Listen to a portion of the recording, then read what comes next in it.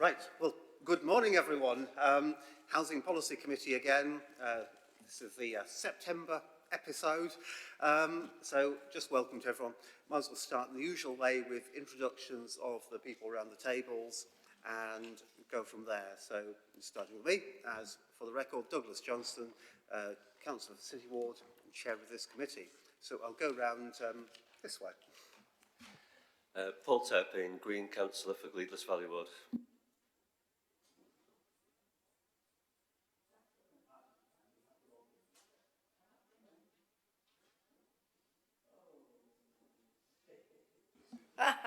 Sorry, Chair. So, Councillor Penny Baker, Councillor Stannington Ward and Deputy Chair. Good morning, Chair. Councillor Gail Smith, and I represent the Mosborough Ward. Good morning, Alan Woodcock. I represent East Ecclesfield Ward.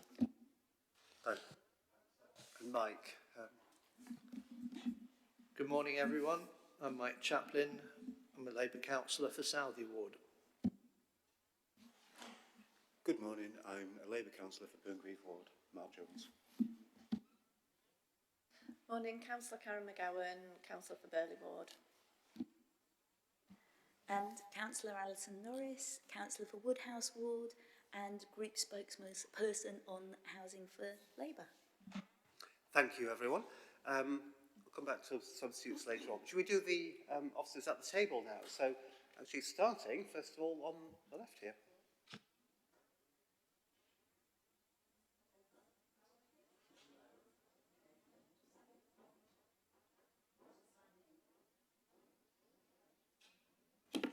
You're all right. Oh, thank you. Good morning, I'm Penny Helliwell. I'm just attending today just to observe. I'm a senior lawyer in the legal services team. And welcome to your first meeting of Housing Committee. Hello, I'm Sherry Grant. I'm the Interim Assistant Legal Director. Morning, I'm Amanda Clayton from Democratic Services, Clerk to the committee. Thanks. Morning everyone, Tom Smith, Director of Operational Services, responsible for the Housing Repair Service. Morning folks, Chris Alison, Interim Director of Housing. Thanks very much everyone. So for anyone else coming up to present items or speak, I'll ask you to introduce yourselves when you're here. We seem to have a full house here, but let me just check what we got formally for the way of apologies and substitutes. So, right, so today, Karen, so apologies from Councillor Drazik, and you're covering for around you, Karen, so Councillor McGowan for Councillor Drazik. Okay, otherwise everyone's a member of the committee, aren't they? Welcome. So, item 2 is the exclusion of press and public, which I don't think arises this time. Item 3 is declarations of interest. So, any declarations? No. If anything does arise, then flag it up later in the meeting. Thank you. Number 4 is the minutes of the last meeting, which you find at page 11. So, first thing is points of accuracy. Any concerns over it being an accurate record? Should I take it that they're agreed? Sorry, Alison. Yes, definitely agreed. It's just I had a question about follow-up to an item on the minutes. Right, of course. Let's deal with that now. So we'll take them as agreed. Let's flag up the issues arising from it. Yeah. It was just 14.1.2 on page 17. When we were agreeing the extra funds to pay extra contractors to supply and fit windows and doors, we said that officers would consider putting in a framework arrangement in the procurement specifications so that several smaller providers were able to bid, and I was just checking whether that had been done. Shall we pick that up outside the meeting? Let's assume if it's in the minutes and it's what we agreed, that it will be done. And well, they were considering it, so I just wondered what the outcome of the consideration was. All right, okay. Also, just to move on this point, can I ask if we pick it up outside the meeting, but Tom, as the relevant director, maybe you could let Alison know. In fact, if you could let the whole committee know in due course, that would be helpful.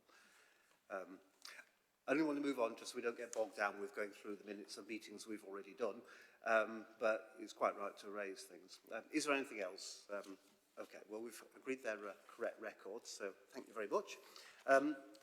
Number 5 is the more interesting bit, so public questions, petitions and the like. So I think I'm right in saying that we've got one petition today and we've got someone to speak to that. We've got one question which is in writing and I don't think there's any follow-up to that. So if we go straight to the petition, welcome Andrew. Would you like to come up to the seat next to these two guys here? Okay. Is this a copy of the...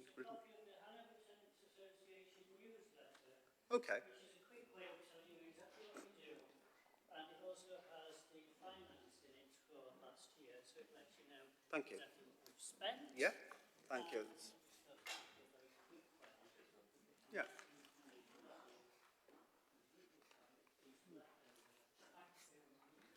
Yeah. Thanks so much. Yes, that's helpful. Certainly if you've got spare copies, then leave some for the other officers here. If you have a seat there. Yes, so your mic's live now, so we've got a copy of your petition, but yeah, if you'd like to present it so that the webcast too. Right, so Hanover Tenants Association is a very long-standing, a very progressive tenants association. It was actually founded in 1966, before the Hanover estate was even properly finished, but they had started moving people in at that point. It was originally just a social group, but in 1983 it actually became constituted, and that is a constitution that we still use to this day. It's a very good constitution in that it's quite vague, which means that we can do pretty much as we like, and it's very useful. So the issue we have is that I have been the treasurer, because we are run by a volunteer committee. I am the treasurer, and I have been the treasurer for 20 years. In that 20-year period, the levy we have received from the City Council, which we are very grateful for, has not increased at all. Now, if you all think back 20 years, if you were having to exist today on the income you had 20 years ago, I can assure you, you would find it very, very difficult indeed. Now, the newsletters I have circulated to you today actually do have a section within it that shows our expenditure and our income. Unfortunately, it is split across 2 pages because we're not particularly good at editing things, I'm afraid. However, you will see that our income for last year was £14,918 and our expenditure was £19,570, and our levy income for this period was £2,092. Now, the reason why this is particularly problematic to us is, one, as you can see, we are very, very heavily dependent on external funding to deliver the services that we do on our estate. And I would stress that all our services are for free and delivered in the heart of our community.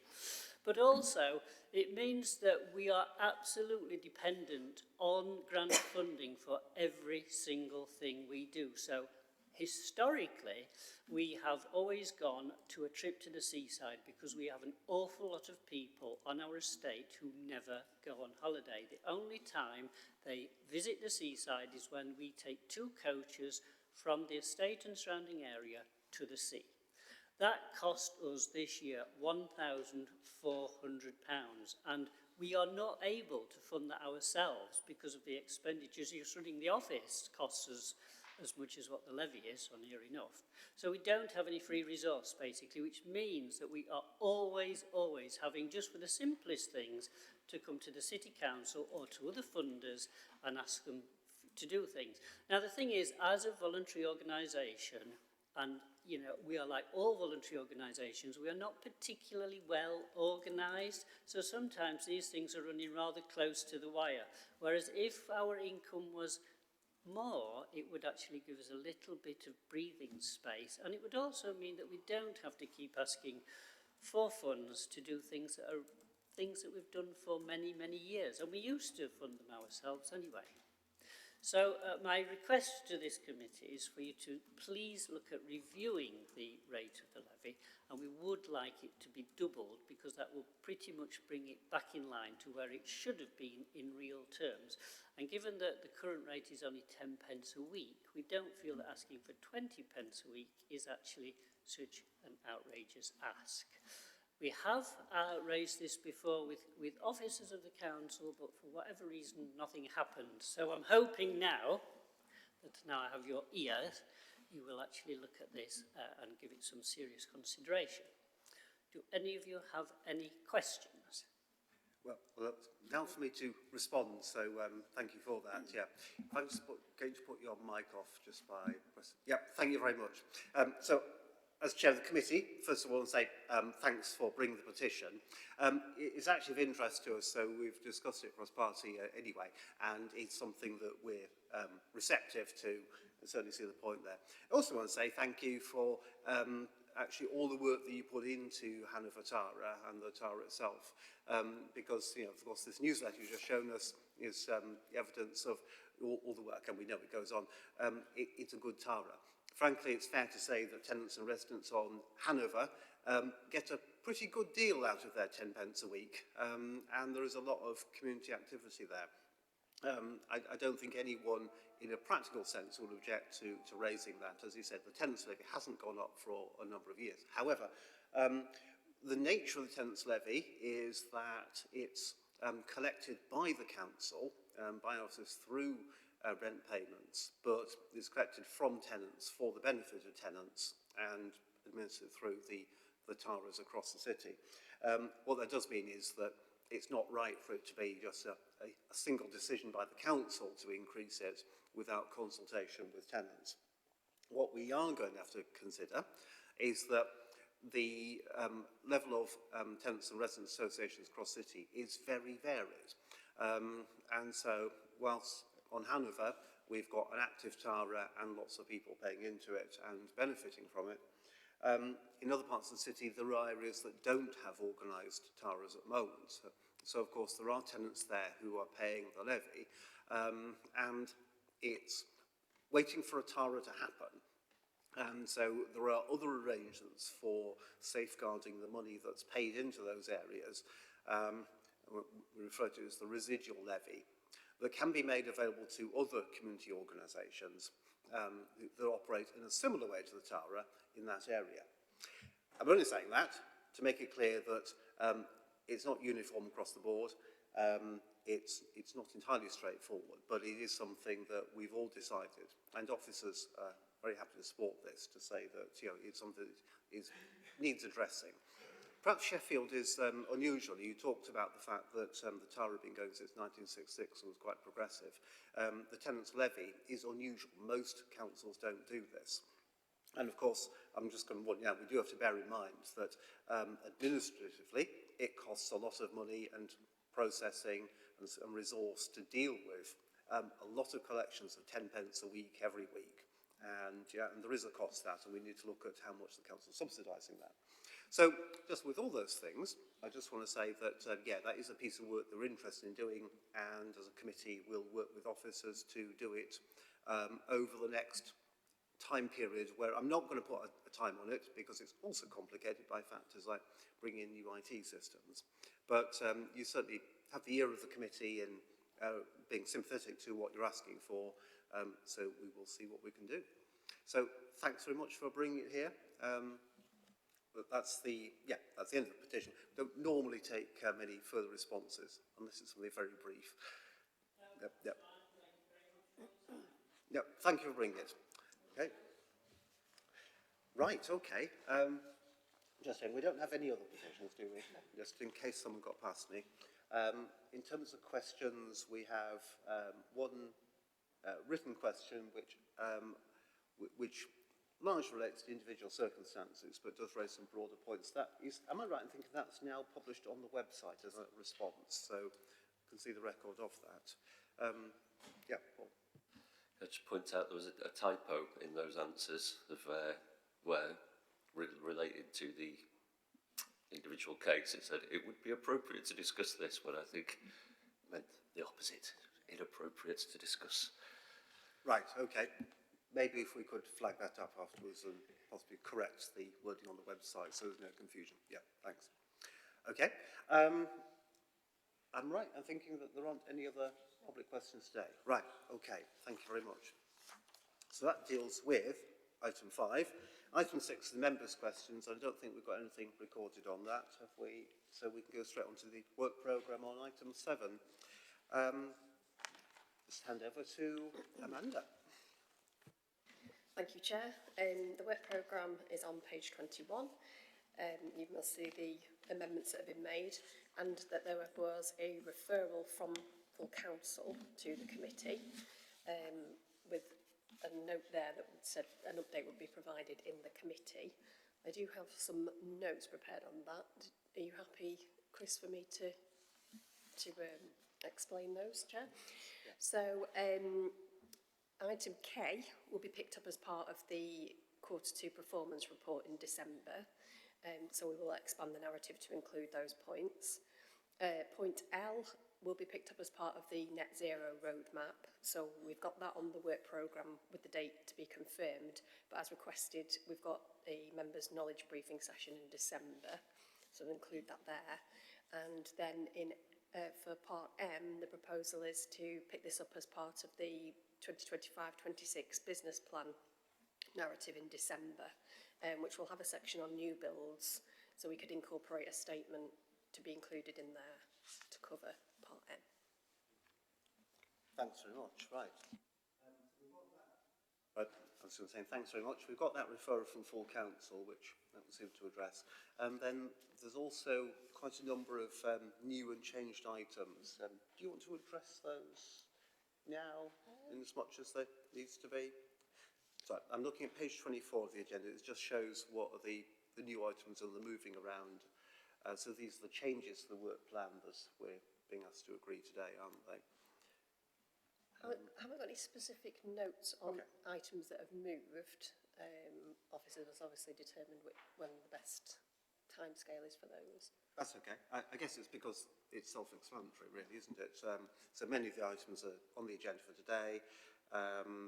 That's fine. Yes, Councillor Norris had one question, which I think we can answer easily, but it's a valid question on the June meet, the update on the financial impact. Do you want to speak on that? Just to say, Douglas, I didn't have a chance to catch you beforehand, but I think it is covered. You know, you made a suggestion about where it was covered in the papers we've got, and I think it is, so it's fine. That's right, yeah. So where it says removed from the September agenda as an item, it is actually being covered on the September agenda, but it's in the item that's here on homelessness prevention. I wonder if we could actually ask Amanda to clarify that in the minutes. So do you get that point there? So it's the update on the financial impact of temporary nightly paid accommodation. In June, the committee asked for an update. The advice on the work plan says it's removed from the September agenda, but actually we're going to address it in item 12 today. So okay, Councillor Turpin. Yeah, similar. I was looking at the minutes where from last meeting where we recommended bringing forward the path to net zero, temporary accommodation strategy, and a timeline for building and refurbishing council homes. And so I guess I was just thinking about clarity on that, where I'm assuming that the temporary accommodation thing has been encompassed with the homelessness strategy today, although it is still on the work programme, which I've now lost the window, there it is, which was moved from October to December and then from December to January. So there is still a temporary accommodation strategy and policy items that feature twice on the table for the work plan. So that could do with clarifying. And the briefing and the workshop on net zero in December is good and welcome. There's no mention of it still on the work plan though. It's not actually written down.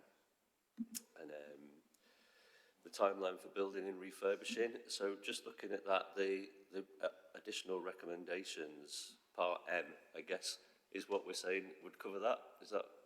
And so that'll be on the work plan after this assuming this report's approved, yeah.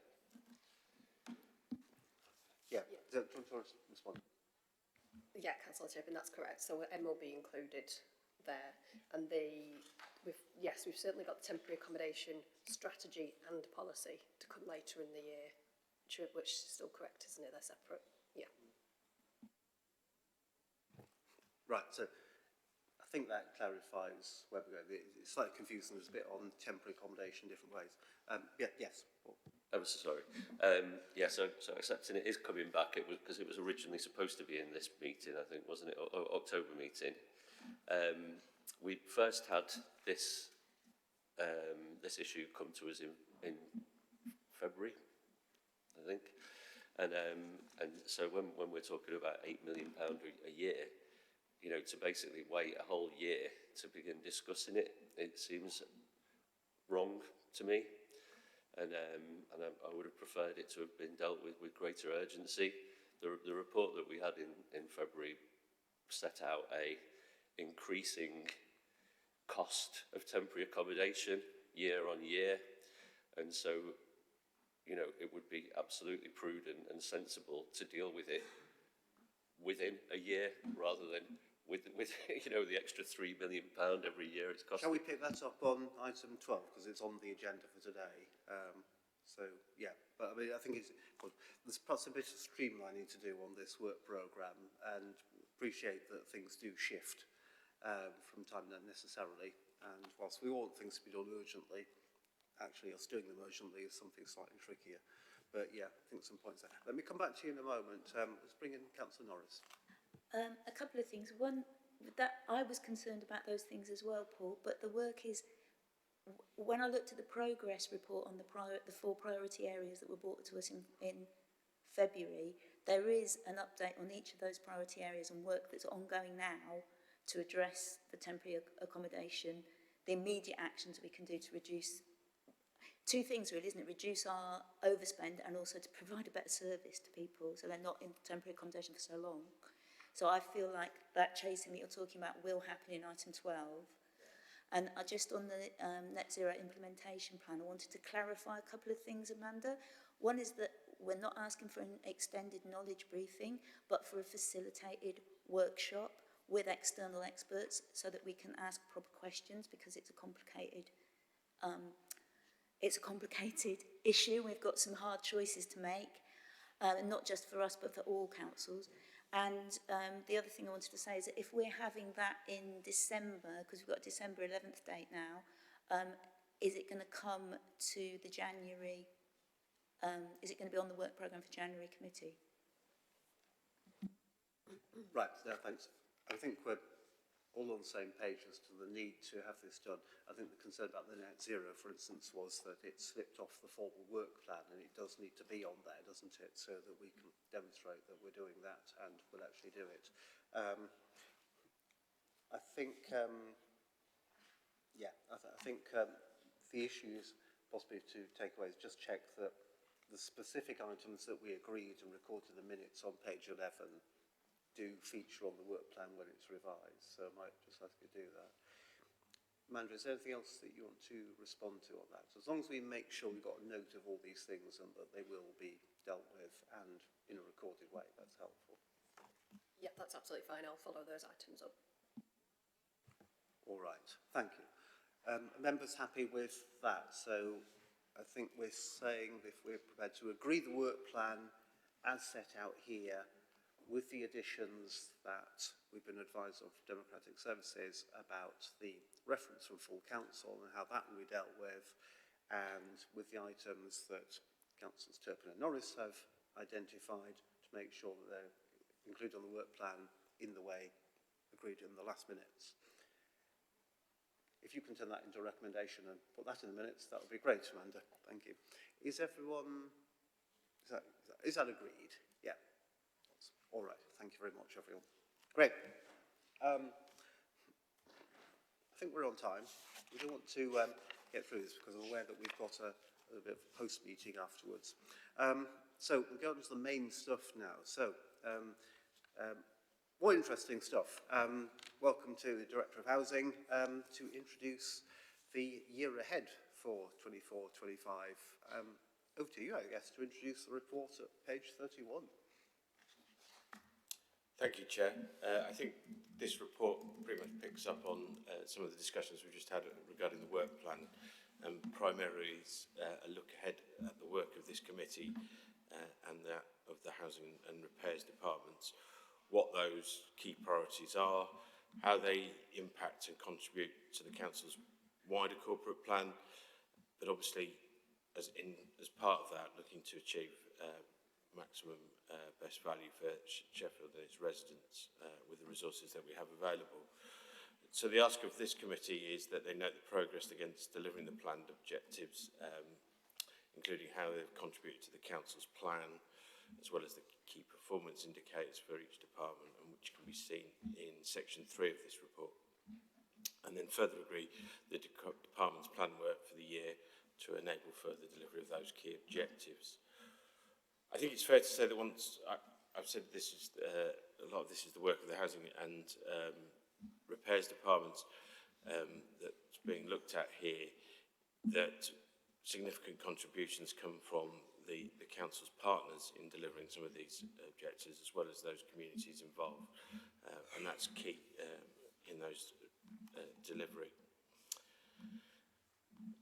So we are looking at what else has to be done to achieve those aspirations laid down in the plan and those associated goals, and those goals members will know are linked to the policy drivers of people, prosperity and planning, all of which are noted in the report, but I will reference a few of those just for context. So I think the key one, obviously, for this committee and the Council as a whole is its new and emerging housing strategy, which will articulate its vision for all housing in the city for the next 10 years. Over the summer, there's been a significant level of public consultation on the draft documents, and we are currently in the final stages of pulling in together all that consultation and using it to shape the final strategy, which will be considered by Strategy and Resources in this quarter.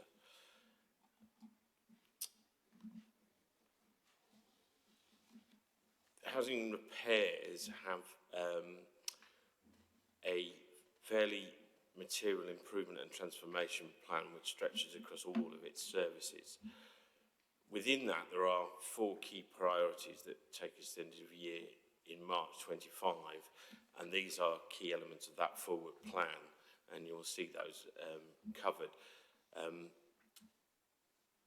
Primarily, those priorities are repairs, improving that repair service and dealing with the backlog that we have, reducing the number of empty homes that the council has, and as part of that, improving the turnaround time from when those homes become empty to when they're re-let to a resident of Sheffield.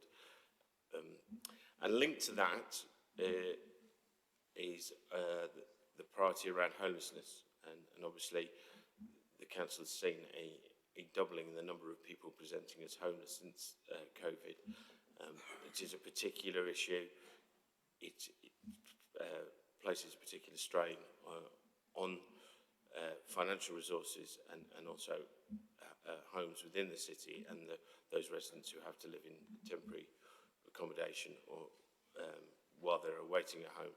So clearly the less empty homes we have and the quicker we turn those around, the greater the impact it can be on homelessness. But also within that, there are lots of other areas within the homelessness services we're looking at in terms of improvements, and we've sought external advice on that from some specialists, and that report is in its draft stage, and we'll be picking up on the key actions of that in the next quarter. And finally, important to everybody here and important to our residents is the safety and quality of our homes, and that's one of those key work areas. These will all contribute to the objectives that we've referenced in the paper, and we consider these priorities having the biggest impact on our goals and corporate plan, but essentially the residents of Sheffield. So whilst those are the priorities, it's not the sole focus, and housing repairs is a considerable contribution to make to the council's customer experience strategy, and how the residents who live in our homes and our communities are able to access and receive our services, and we recognise that there's room for improvement across all of those areas, and that, as I say, that's another focus. The council has a new director level role to lead on this customer experience strategy, and they will be picking up that role from October. I think you'll see elsewhere in the papers that there's reference to the housing regulator, and I will pick that up in more detail, but essentially a lot of the work in the plan is about ensuring that we meet those requirements and our customers engage in helping us shape both policy strategy and how we meet those requirements. But as I say, I'll talk more about that later. So in relation to this paper, Chair, there's those three asks that I picked up at the beginning, and I'll close it there. Thank you very much. It's obviously very good to hear that the report you brought forward reflects the big priorities that this committee has been talking about for the last 2 years, so performance, repairs and homelessness. Tom, I just wanted to see if there's anything else you wanted to add. You don't need to, but if there is, then come in now. I don't think so, Chair. I think Chris will cover it. Yep, that's fine. Okay, so we've got chance for questions from members on what we just heard and the written report here. We'll start things off. Councillor Turpin. Thanks. Thanks, Chris. So it all sounds good. You know, it's like many reports and plans that come out of the council, that they all look good on paper, and we're eager to see them put into action. Can I just ask you a question specifically about customer service improvement? Because I've been a councillor for 5.5 years, and I think that's been something that's been talked about for all of that time. So something that concerns me is about when people go into Howden House, I hear stories every now and again, and it just feels like staff treat the public with a bit of disdain, you know, and often they advise. I had one of my constituents went in where the private rent had gone up, and she was an unemployed single mum, and went in and asked for some support, and the staff told her to get herself declared homeless, and then they could help her.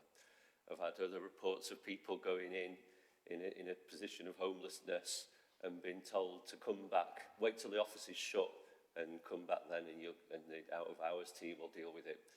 So, you know, these are pretty serious issues, I think, with how the council deals with members of the public.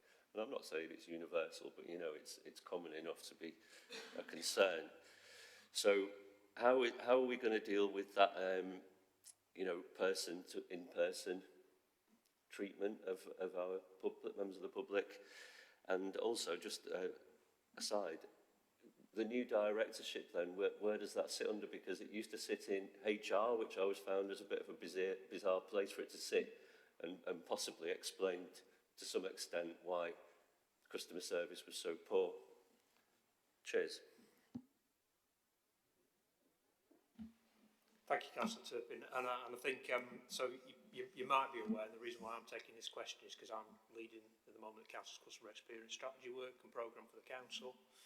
I think the things that you raised, whilst I know you've referenced very specific issues in terms of Howden House, are things that we are acknowledging across the piece, actually, in terms of the work that needs to be done in terms of how the Council both has the right systems and processes in place to support its customers, but also has the right culture, the right training, the right support mechanisms for people who are having to deal with some very difficult issues, actually, at the front line of the service.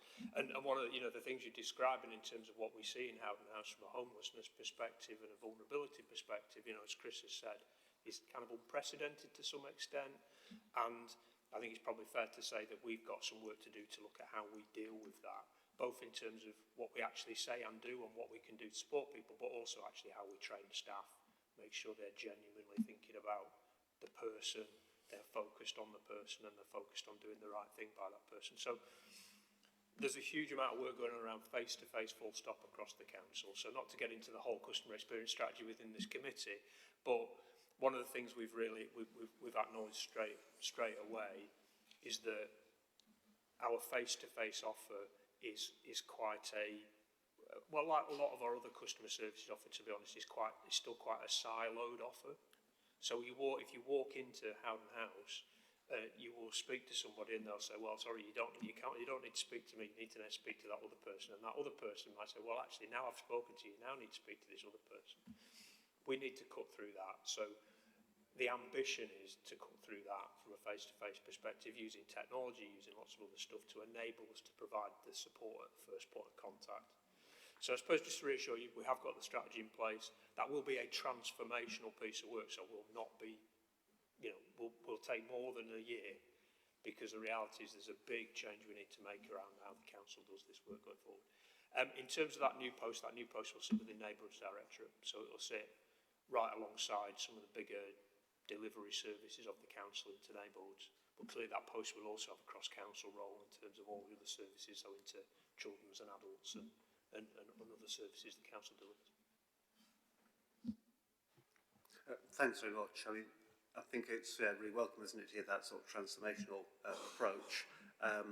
It's fair to say, I think, that what Councillor Tubbs raised are things that we've all experienced, all those sort of horror stories of people's visits there. And, it's right. And thanks, Tom, for acknowledging that, we have to acknowledge that as a council and, and definitely doing something about it, which you've outlined. So long may that continue.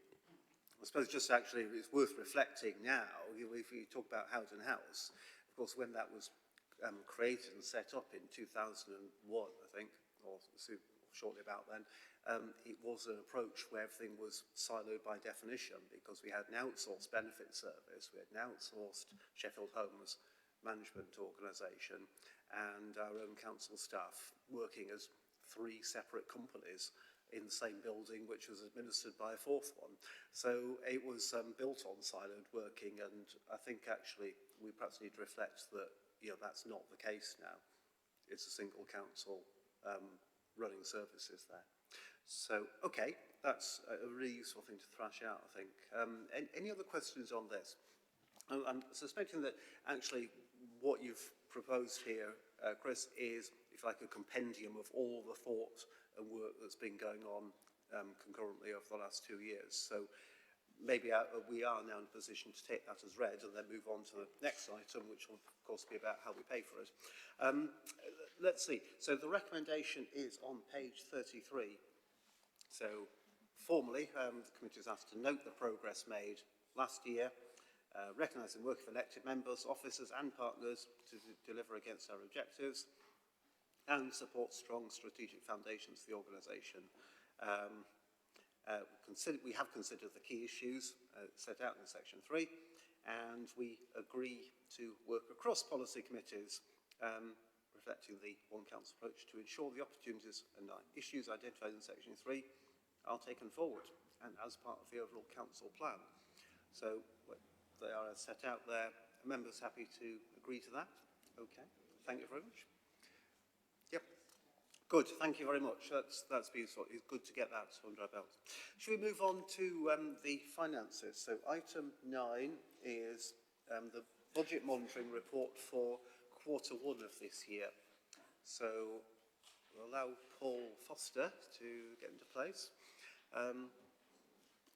Paul, if you'd like to settle yourself, introduce yourself, and take us through the report that we got in front of us, and then we'll go to any questions on that. Thank you very much. Okay, thank you, Chair. My name is Paul Foster. I'm the Senior Finance Manager for Housing Business Partner. This report presents the Council's 24-25 Q1 financial position. It highlights the significant financial challenges that Sheffield City Council is currently facing, the drivers behind these challenges, and the steps we're taking to address them. So first, the financial challenges. The Council is projecting an overspend of £34.3 million for the 24-25 fiscal year. This overspend represents approximately 7% of our net revenue budget. The main drivers are increased service demands, rising costs, and reduced funding. Key areas affected include housing and homelessness, adults and children's social care, and SEN home-to-school transport. Contributing factors. Inflation is a significant contributor, increasing the overall cost base. In some cases, service costs are rising above the rate of inflation. On top of this, funding levels have not kept pace with these rising costs, creating a significant gap. Sheffield has 26% or £858 per household less to spend in real terms when compared to 10-11. The reduction is well above the national average of approximately 18% or £556 per dwelling. This is a severe reduction that has placed additional strain on our ability to deliver services. In the broader context, these financial challenges are not unique to Sheffield. They're part of a broader trend affecting the entire public sector. Pressures are growing across the NHS, schools and higher education institutions, limiting the potential for government relief. This is a serious financial position, so the immediate measures that we're taking. Our finance teams are actively working with officers across the council to identify and implement cost-saving measures. We're also developing strategies to manage and mitigate demand pressures. Efforts are being made to increase income wherever possible to address the overspend. The council has set aside reserves to manage the risk associated with budget delivery, and we expect to draw from this reserve to manage this year's overspend alongside a specific provision to manage the housing benefits subsidy loss issue. Using reserves, however, is a short-term solution and is not sustainable. Alongside this, we have a transformative approach. The council's key response to these financial challenges is the Future Sheffield programme. This initiative is focused on transforming our services to create a more sustainable and efficient operating model. Transformation is essential to ensure we can continue delivering statutory services while also supporting city growth. In the medium term, our transformation efforts are aligned with the council's broad strategic goals and will play a huge part in our budget setting process in 25-26. Our medium-term financial strategy, published in July, identified a budget gap of £68.9 million over the next 4 years, with £31 million falling into next year. Our focus is on long-term financial sustainability, which underscores the importance of the ongoing transformation efforts. Moving on to some housing-specific issues. The Housing General Fund overspend stands at £5.6 million for Q1. The key reason is the cost of homelessness support in both temporary and exempt accommodation. This is forecast to cost the council £12.6 million this year, £7.1 million for temporary homelessness and £5.5 million for supported accommodation. The government does not fully subsidise all housing benefit payments made by the council, even though it sets the rules that determine the amount the council has to pay. The council is essentially bridging the gap between the amount the accommodation costs to procure and the amount we are able to recover via housing benefits. A corporate provision of £7.9 million has been set aside in recognition of the subsidy loss issue. The housing revenue account is overspent by £3.7 million at Q1. This reduces the capital contribution from the HRA from a target of £20.9 million to £17.2 million. The responsive repairs carried out by the repairs and maintenance team account for a £6 million overspend, with mitigations elsewhere reducing this to £3.7 million. A high number of cases and addressing compliance issues have contributed to the overspends, alongside high use of subcontractors and the impact of increased supply chain costs across the board due to inflationary uplifts. Some final thoughts. Sheffield City Council is facing a serious financial position with significant pressures and a projected overspend. We're taking immediate actions and engaging in longer-term transformation to address these challenges. The collaboration across the council and the strategic initiatives under the Future Sheffield programme are critical to navigating these financial challenges. We are encouraging all departments to continue working closely with finance teams and contribute ideas for cost reduction, demand management and income generation. The next update will be the Q2 papers to Finance Committee in November and to Housing Committee in December. Thank you for your attention. I'm happy to take any questions or take away any that I'm unable to answer today. Great, thank you very much, Paul. So, looking for questions from members on this. Nice presentation. Over to you, Councillor Smith.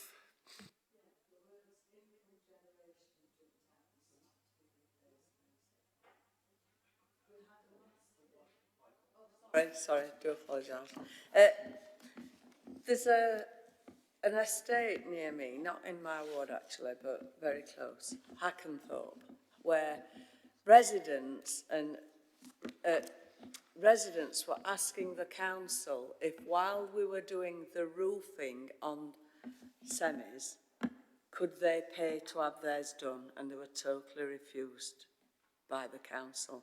Now that would have raised some income, and it's a massive estate.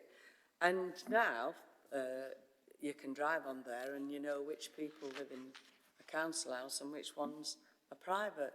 It's a pity that we didn't take that opportunity, Chair, to generate some income. So I'd like to see housing looking at that when you're putting anything. I mean, I'm trying to think of something other than roofs, because I'm talking about roofs. Sorry?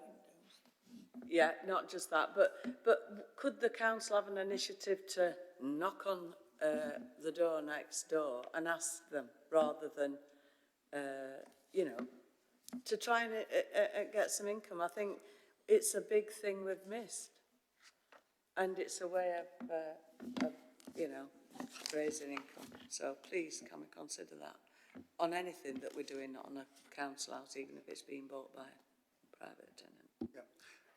Yeah, thank you for that question. That's quite a specific one, isn't it? I think you were talking about the effect of right to buy, aren't you, and the pepper potting of council estates. Chris, is this one for you? I'm just where Dean's here too. Chris? Yes, happy to pick that up, Chair. Thank you, Councillor. We can look at that in the asset management strategy, which we are currently working on and which will come through early next year.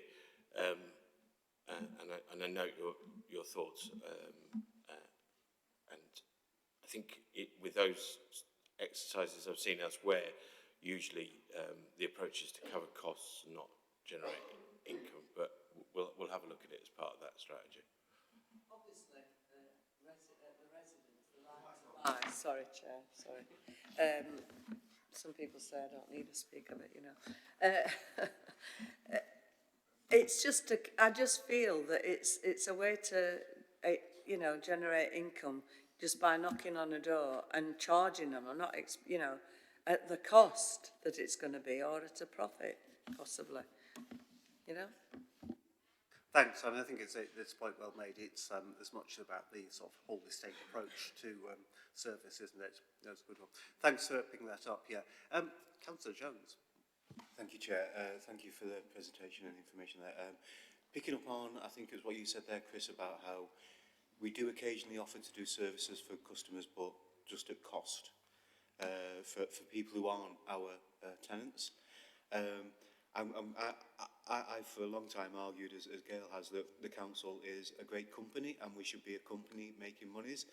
I wouldn't necessarily look, I am cautious on this one though, for several reasons, and it needs to be baked into any formulation going forward, is that I don't think we should just do it for cost. I think we should be taking some market profit from this if we're doing this, as all other companies do.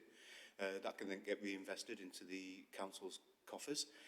The other caveat that we need to be mindful of is that our tenants don't then believe that we're doing private contracts first ahead of our own, because that would then mean that our tenants are being failed.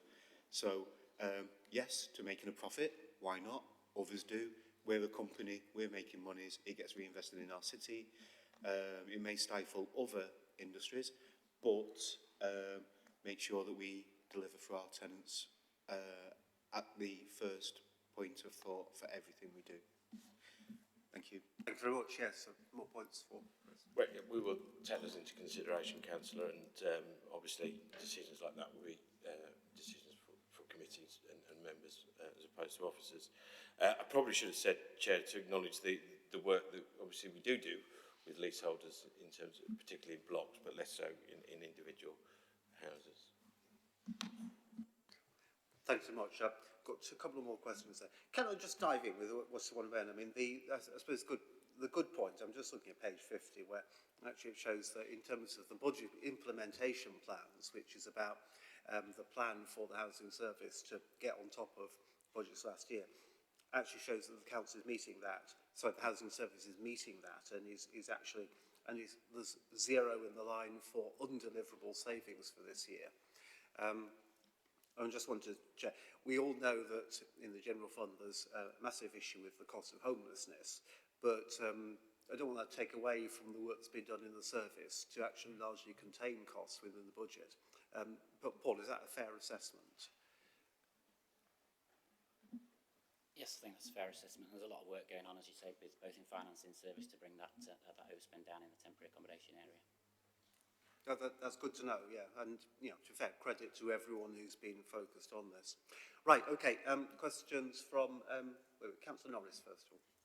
It's just a clarification question of something I didn't understand. You know, we're talking about the overspend on supported housing, where I understand there's still a housing benefit gap, even though the housing benefit you can get is higher in those places. You talked about a provision being made, 7 million or so provision being made. I just didn't know what that was. What's a provision? Is that something we're getting out of general fund, or? So that's a 7.9 million corporate provision that's being set aside. So it's not within the current housing budgets. It's sat within the corporate budgets, but that is set aside for this overspend. So the overspend is currently more than that 7.9 million, as you're aware, but that is set aside to, that's sort of a target for us to get down to, if you like. So that's the work we're going on to. The work that's going on is to get us down to that sort of level of spend so that we can use that provision to cover the costs. I'm not a specialist. So corporate, is that like, just put it in really non-accountant speak for me. Where's that money coming from? It's just a budget that's sat within the overall council coffers, but it's not dedicated into the housing budgets at the moment. So it's sat within what we would call corporate or central areas, if you like. Are you trying to say the council's still paying for it? Yes. Right, thanks so much. Yeah, good point. It's not magic money from anywhere else. Okay. Councillor Turpin. Thanks. So a couple of questions then. Is this the last of the reserves? Because I'm pretty sure, like, you're always pretty holding the purse when you come and speak to us, Paul. Like, oh, you'll get less next Christmas. You know, when are the reserves? When are we done for? You know, because 34 million's a lot of money. Is there some in the bank for an overspend next year, or is that it? Second question, which is probably more to Tom, is I know that there's when we're procuring extra services for repairs, and I know that we really need to do that often, and a lot of the times I read them and I think that sounds sensible to go to a private company to deliver that service, but sometimes I think that sounds very expensive, you know, when there's things like you're looking to basically make up a shortfall of tradespeople, and we end up paying top whack for tradespeople that are only going to be paid the same as they would be paid if they worked directly for us. So, you know, and so the second question, I guess, is how's that going, and recruitment and what the other, you know, things to do with that. The third thing is actually a question for you, Douglas. There's a line here that really leapt out at me. Government offers little hope for relief. You know, and isn't that really depressing? We've got a new government. We've got rid of the Tory government after all these years, and the new government offers little hope for relief. And I wonder if maybe by amending the recommendations of this report, that you could write to the Minister for Housing, who I think is Penny Cook, and asking to change the way that housing benefit is done, so that actually housing benefit covers the full cost of housing people. Okay, let's come back to that. We'll see what the committee thinks of that. With the first two questions, so Paul, do you want to ask first one? What are reserves? Well, you'll be aware there's a budget contingency reserve which is specifically set aside for budget contingencies. That currently stands at 27.6 million. So we need to get this overspend down to that level to cover this year's overspend. Beyond that, there is significant reserves, but they are earmarked reserves. So what we would need to look at, if that was the case, would be unearmarking certain reserves that have been earmarked over the years that may now not be needed. And that's a process we go through every year anyway, looking at whether reserves can be unearmarked to put towards this. But Philip Gregory, the CFO, did address Finance Committee on the 19th of August, and he believes we have a sufficient level of reserves to mitigate the overspends in the short term. Thanks. I think you're saying we're not going bankrupt yet, and we won't, but we do have a lot of work to do. So, yeah, no, thanks for that. Tom, on the, yeah, question. Yeah, thank you, Chair, and thank you, Councillor Turpin. So, it's probably worth saying just generally, in general context, everybody will know in terms of inflation. You see in this report that I think consumer prices index inflation was at 9% or something. In the same period that community price index inflation was at 9%, construction market inflation was at 25%. So when we talk about, you're absolutely right, when we are paying subcontractors and contractors to come in and do work, that inflation is reflected within those subcontractor prices and has been for the last 2 or 3 years, and in all the materials we buy and all the bits, you know, the stuff that even if our own staff do it when we're buying, you know, bricks or plumbing kit, it's all reflected in there, you know, and that has driven costs up really significantly, and you can see that within the budget position on the repairs and maintenance service. We are right now. We've got the sign off now to start fairly significant recruitment within the service. So we're really keen to reduce our subcontractor usage. That's partly about market inflation and the fact that you're absolutely right. You know, we're kind of paying a subcontractor for the same people that we would have if we employed them ourselves. It also gives us a degree of additional control around things like quality, around you know, how we schedule work, our flexibility in terms of resource and other things as well. So we're really keen to do that. That recruitment is kind of about to go live. So we're moving on that really as quickly as we possibly can to get that resource in-house as quickly as we possibly can. Right, thanks for that. Yeah.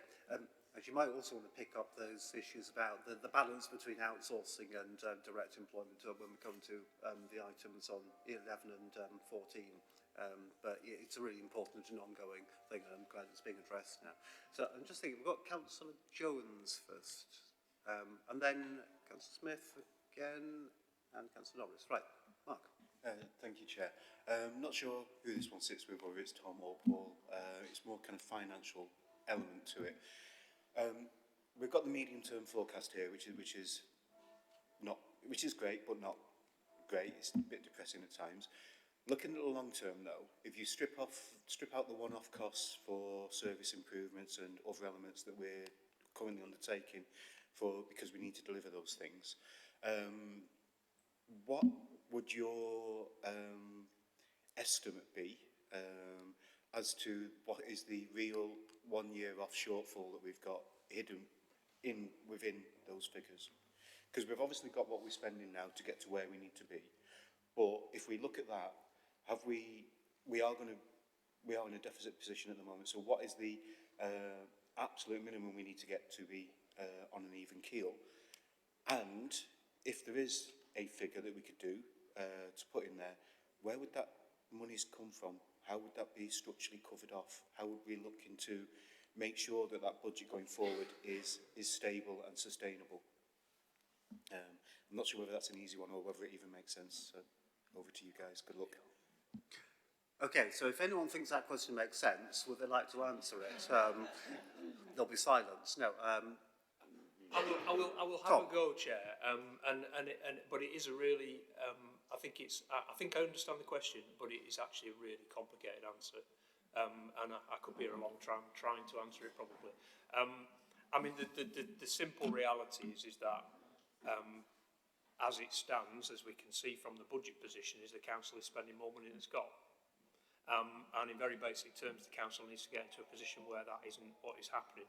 And that's a very simplistic answer to a very complicated question, I appreciate.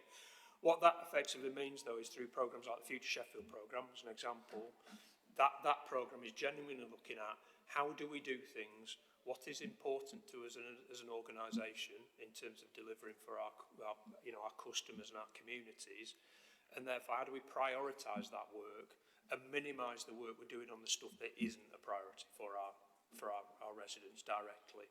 And what that effectively means, if I take the customer experience work again, because that's the thing I'm closest to, what that might mean is what we do is we try to increase the amount of transactional customer services that is done through things like our website and online, and we get a really good offer to deal with 80% of people who can do that really well.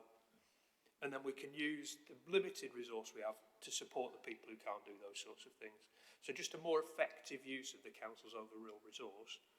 And the aim through the Future Sheffield work is to bridge that financial gap. So it's effectively, with the target within the Future Sheffield programme, is to bridge the £60 million gap that the council's got in its finances over the next 3 to 4 years. That's massively challenging. We don't kind of know what might be coming over the horizon. It might be good, it might be bad. We don't know where inflation might go.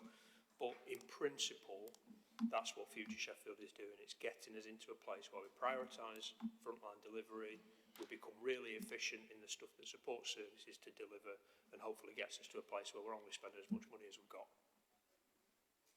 I'm not sure if that answers the question, but it's a complicated question to answer. If it didn't answer the question, it's a pretty good answer anyway. I mean, it's that strategic approach to what the council is doing overall, and including our service. Mark, do you need to come back? Thank you, Chair. Thanks for the indulgence. Paul, I noticed you going for your microphone there. If you could come up with a figure that we need to do, or actually the bit that wasn't answered is where we're going to do some efficiency savings, we're going to run things better, and we can make savings there. However, there's still likely to be a difference between the monies we've got coming in and the monies we've got going out. Where would that be paid from going forward? I mean, I don't think it's possible to really come up with a figure, but this is where priority-based budgeting will also come in. So the council needs to look at what services it wants to deliver going forward and what we can afford to deliver going forward. And that's where priority-based budgeting will look at every service at a management area level and try and come up with the cost of what we think we can deliver, because there is no magic money tree, I'm afraid, coming around the corner. So we need to cut our costs accordingly to the money we've got. Yeah, thanks very much. Right, okay. Councillor Smith. Thank you, Chair. It's more of a comment, and I'd like to thank Councillor Turpin for his questions, because I'm passionate, like you are, that the council ought to be doing these jobs ourselves. But you did mention recruitment, and when I left school, the council used to recruit an awful lot, and that's quite a few years ago now, by the way, a lot of apprentices, and I am passionate that we should get back to employing apprentices. So my plea is, when you are recruiting, can we look at apprenticeships, please? Thanks. Words on apprentices? So, Chair, this is one of the things I'm frankly most proud of within the repair service, so I'm going to say it, and I'm going to take the opportunity to say it. We've currently got 100, we have a frontline workforce of something around about 400, 500 permanent staff within the service. And above that, on top of that, we have around about 120 apprentices within the service across all trades. And we've just done the latest recruitment. And I stood in front of the new people, they're there, looking slightly startled, rabbit in the headlights like they do when they start with us on their second day. And, these are absolutely brilliant group of young people, 22 brand new people into the service, starting on their careers, and over the next 3 or 4 years, they'll become qualified in trade. So I totally agree with you, Councillor Smith. It's brilliant, and I'm genuinely hugely proud of the work we do in the repair service on apprentices. It's really good. Thanks, Tim. Tom, just whilst you're on that, do you also think about where the apprentices are coming from? Because I think you're right in saying that there's been a change in where and how they're recruited that's got implications. Yeah, I mean, over the last couple of years, we've worked really hard to genuinely give apprenticeship opportunities, across the city to reflect the diversity of the city, both in terms of gender, but also in terms of, all the other characteristics and ethnicity and disability, etc. So we've changed our recruitment processes quite considerably around apprentices. We now have very diverse panels, and we try to make sure we have very diverse panels. We have anonymised application processes, so we don't know the names or anything else of the people who are applying. We do lots of work around adjustment and reasonable adjustment. So that has resulted in a much more diverse group of people actually being recruited as well. So it's not just young people. We've got more female staff coming through, albeit not as many as I would like, frankly, still, but more female staff. And a much more diverse group of apprentices this year than we had last year, and hopefully next year it'll be even better. Thanks. I just flagged that up because it's important in the long term of economics of the city and the finances of the council and well-being of a range of people. That's really important. Good. Okay. Good point, Smith. Councillor Norris. I just wanted to say, in response to some of the things Paul was mentioning, that the incoming government has found that there are over 22 billion of committed expenses that are not covered. And it's not that there will be no action to address these structural issues. They have to be addressed. The current situation with housing benefit, for instance, is unsustainable long run. And there's things like the Future of Council Housing report that's recently come out with 100 councils subscribed to it, that talks about how we can, the structural changes we need to make nationally in order to increase our, to be able to provide more social housing, which is one of the key ways of bringing housing benefit levels down. But it's not a quick process. None of this is a quick process. And we have a 1-year settlement coming up, but then after that we're looking at a 3-year settlement for local government funding. So it's not, there are improvements in the pipeline. That's all I'm saying. But it's not an easy or quick fix, any of this. Yeah, thanks. I think you're right to mention the Future of Council Housing report. So just to update the committee, I'll say that I was in Westminster earlier this month with the Leader of Council, Chief Exec and the Executive Director. It was at the launch of the Future of Council Housing report, and that's a significant report going from the largest local authority landlords to government to set out a list of 23 relatively quick fixes, asking the government to recognise that council housing across the country is in crisis. It's had decades of underinvestment, but there are some things that government can do that are certainly within its powers, will not break the bank, and will put council housing on a much more stable and cost-effective footing. So I think you're right to draw attention to that. People in the offices in Sheffield did a lot of work to help bring that report together, so I think we want to thank them. Sheffield was credited with Sheffield is one of the big local authorities in the country in terms of retaining its own housing stock. It's something we should be proud of. It's something we can do a lot with. But I think it is up to government to respond, and I think, actually you've indicated already, government is minded to respond in some way. So talking about longer term financial settlements and more certainty over the ability to set rents, which is going to be very welcome in terms of future planning of finances, but there's more to go. So I think we're all waiting to know how government is going to respond fully to these, easy but really basic things to support council housing. So thanks for flagging that up. I just wanted to sort of bring that out to the open there. So we've actually got a suggestion from Councillor Chaplin on this theme of writing to the government. So just want to see if people support that. Should we do that? If so, I'm going to be looking. Hello, Sherry. For someone to draft a suitable letter on dealing with the fairly complex issue around that. But if that's supported in principle, then a letter possibly to Matthew Pennycook, who's the current Housing Minister. So recommendation 2, yeah? All right. Just move that amendment. Yeah. So we just move that to say that. So, okay, so we have the proposal on page 47, which is essentially to note the report that Paul Foster has given us. So, yeah, I think yes, you're moving that, and Gail used to express interest in that. So we have that amended. Is that agreed? Is everyone happy with that? Yeah. Okay. Good. So unanimously adopted there, and we're asked to note the report that Paul Foster has given us. Is that agreed to? So yeah, so that's all unanimous. Amanda, have you got something you can make out of a note for that, for the minutes? Thank you. And we'll work on that letter to government. Okay. Thank you very much. Thank you very much, Paul. We've done the finances, so the next one is the performance monitoring. So over to Tom. Thank you, Chair. So I'm presenting this report. This is a housing and repairs performance report. I will have a very brief run through the report, and then we'll leave some time for questions, which I'm sure there will be some. The report itself is kind of formatted and reporting very much on our position in terms of what we report in terms of tenants' satisfaction measures and our alignment with the Regulator of Social Housing's performance framework and with the council plan outcomes and the Housing and Neighbourhood Service Plan and priorities for the year ahead. You'll see it's structured into 3 sections around quality homes, neighbourhoods and providing good services.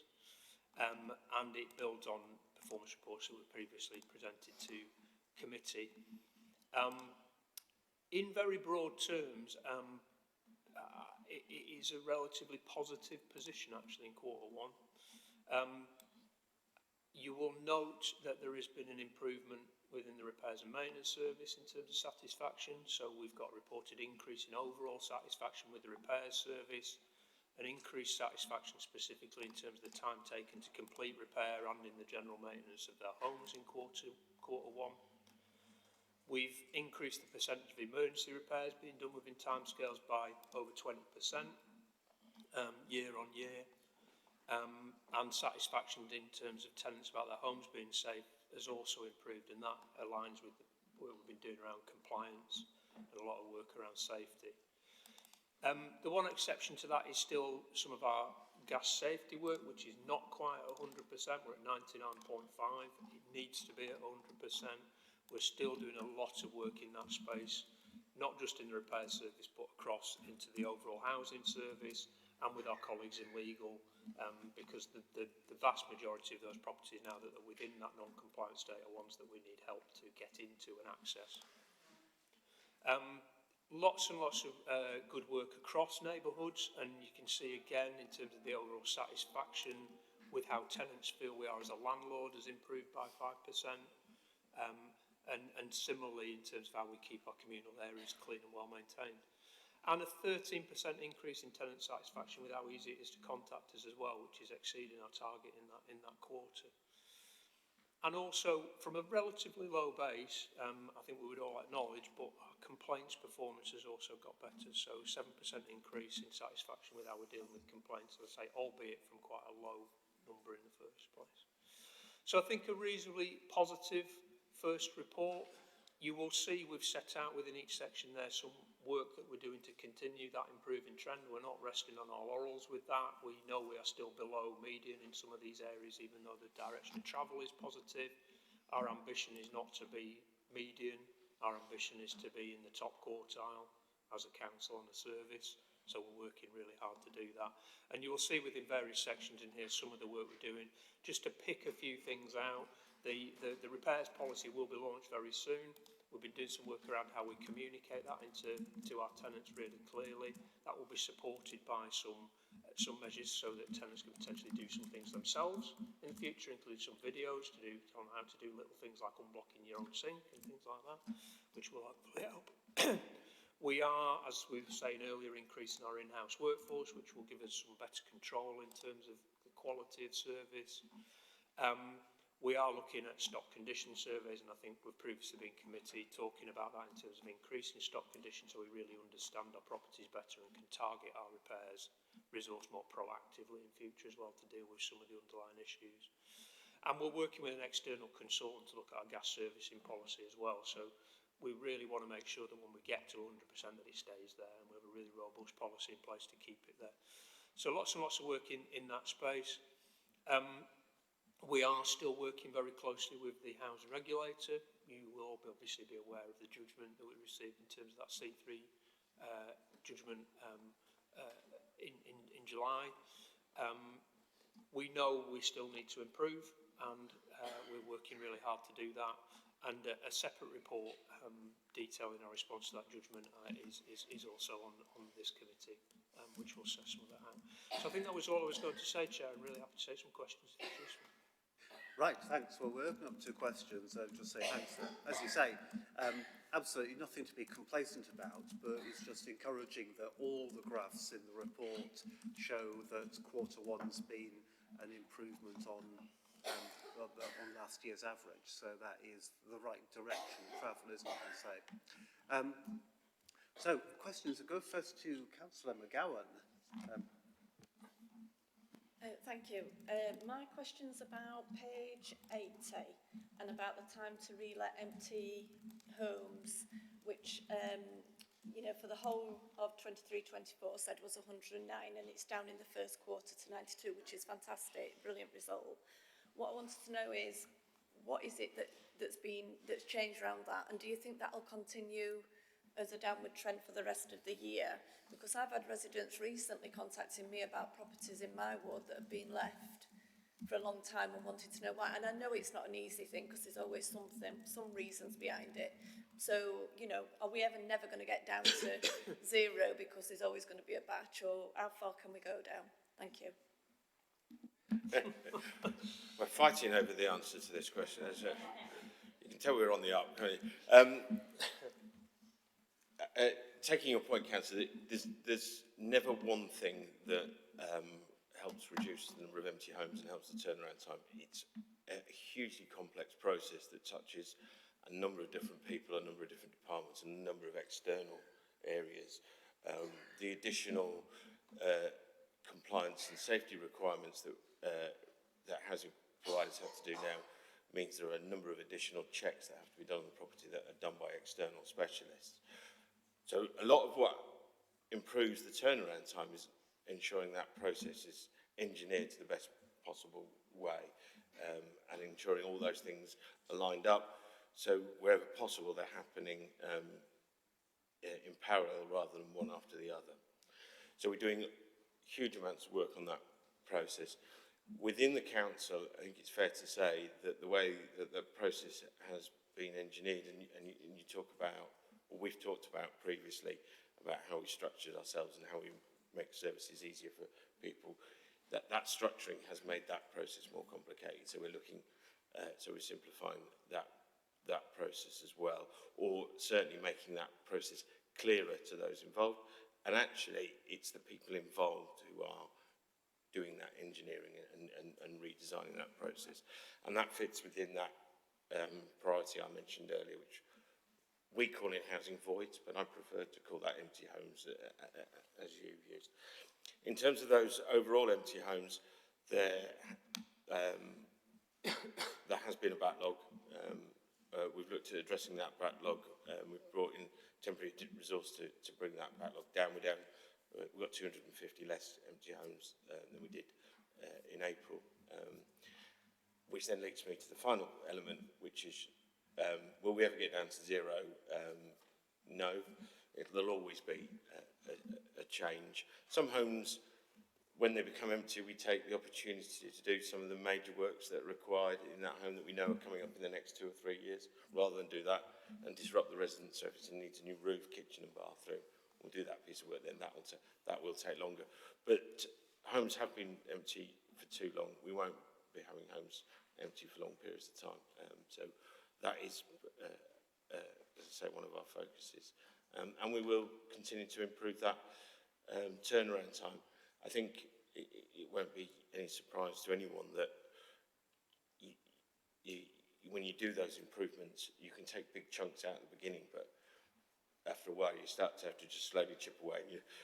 So to manage members' expectations and the members of the public's expectations, we'll go from knocking 10 days off to starting to knock 5, and then 3, and then it will be one at a time. But we are making progress, and it is a good piece of work. Thank you. Yeah, thanks. It's a good question. It's good to know that after we've spent a lot of time talking about empty properties in this committee, that we can see an actual result there. So credit to everyone involved on the new team. I'm going to Councillor Chaplin. Yes, thank you for the report presentation, Tom. It really is pleasing to see on page, particularly on page 68, that the waiting time for repairs is coming down. I appreciate that some wards have a lot more council housing in them than others. So Tom will know that I'm a frequent complainer with the more intractable cases that come my way. A lot of stuff I can put in through members' casework, but other things where they've got stuck or people have been waiting months on end. It is worrying. So I'm looking forward to seeing my caseload in that respect coming down too. But I did wonder within this whether there are some bits of work which are not coming down as fast as others. I'm thinking particularly where you need people to work at height on roofs and you're dependent on external contractors, whether there's a way forward that we can either get our own staff trained up in-house so that they can take on some of this work. And something else that's come up before, but I've written to you separately on that, you'll know about that, is that some contractors seem, particularly when working on roofs, seem to be a bit careless with things like satellite dishes, and whether we can build that into an arrangement with our external contractors, because otherwise you end up with extended periods of time before people can have their satellite connections restored. But thank you. Thank you. Yeah, Tom? Thank you, Councillor Chaplin. So you're right, yes, some work is not coming down as fast as other work. If I pick working at height though on roofing work, actually that is a really positive story from a numbers perspective. So as of today, I mean this number is still bigger than I want it to be, let me be really clear before I say this, but as of today we currently have 670 overdue roofing repairs, which is a big number and too big a number, clearly. But when I tell you that that number at the start of the year was 2,500, you can see the progress that is being made on working at height and roofing work in particular in terms of getting those numbers down. And we're currently targeting getting that 670 down to, you know, somewhere below 100, 50 to 100 over the next 3 or 4 months. So something like working out is actually going in the right direction. Where it's a bit more stubborn, if I'm honest, is on day-to-day responsive repairs, just the basic small stuff, frankly. And I think we're hoping that the repairs policy will start to help us with that, because the demand in that area is simply not abating, and some of those repairs are relatively small scale. The reason we're recruiting in-house staff instead of, you know, moving some work away from subcontractors is for exactly the reasons you've just described, Councillor Chaplin. So I won't go into that particular case, but it is really obviously disappointing if we have a contractor who goes out to do one particular thing, they make a mistake and it causes a different problem, and not only do they not fix that thing, they don't tell us they've caused the problem, which is what has happened in that case, and that is frankly really frustrating. And we will be dealing with the contractor in terms of that particular case, but actually when it's our own staff, it's a lot easier to be able to say, no, we haven't just contracted you to do that one thing, sort the whole thing out, don't walk away from it, make sure you deal with it, and that's the message our in-house staff get. So another good reason actually for us to have the better control over the resource to do the job. Thank you, and that's a really good news story. Go down from 2,500 to 670 overdue jobs, and you think about the significance of roofing jobs, and given that the weather's turning, and that hopefully this will also reduce the amount of more responsive jobs coming in over the winter, which is fun for no one. Right, thank you for that. Penny, do you have a question? Councillor Baker. Thanks, Chair.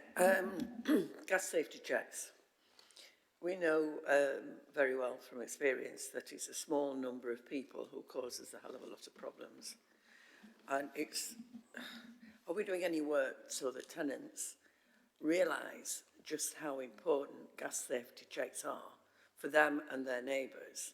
And in the long run, it could mean that they'll lose their tenancy. Because I'm concerned that, in actual fact, some of these, the sort of tail end people whose homes we're trying to get in to do them, once we've got in, could get it the next time round, when we try and do the next gas safety check, they might be doing exactly the same again.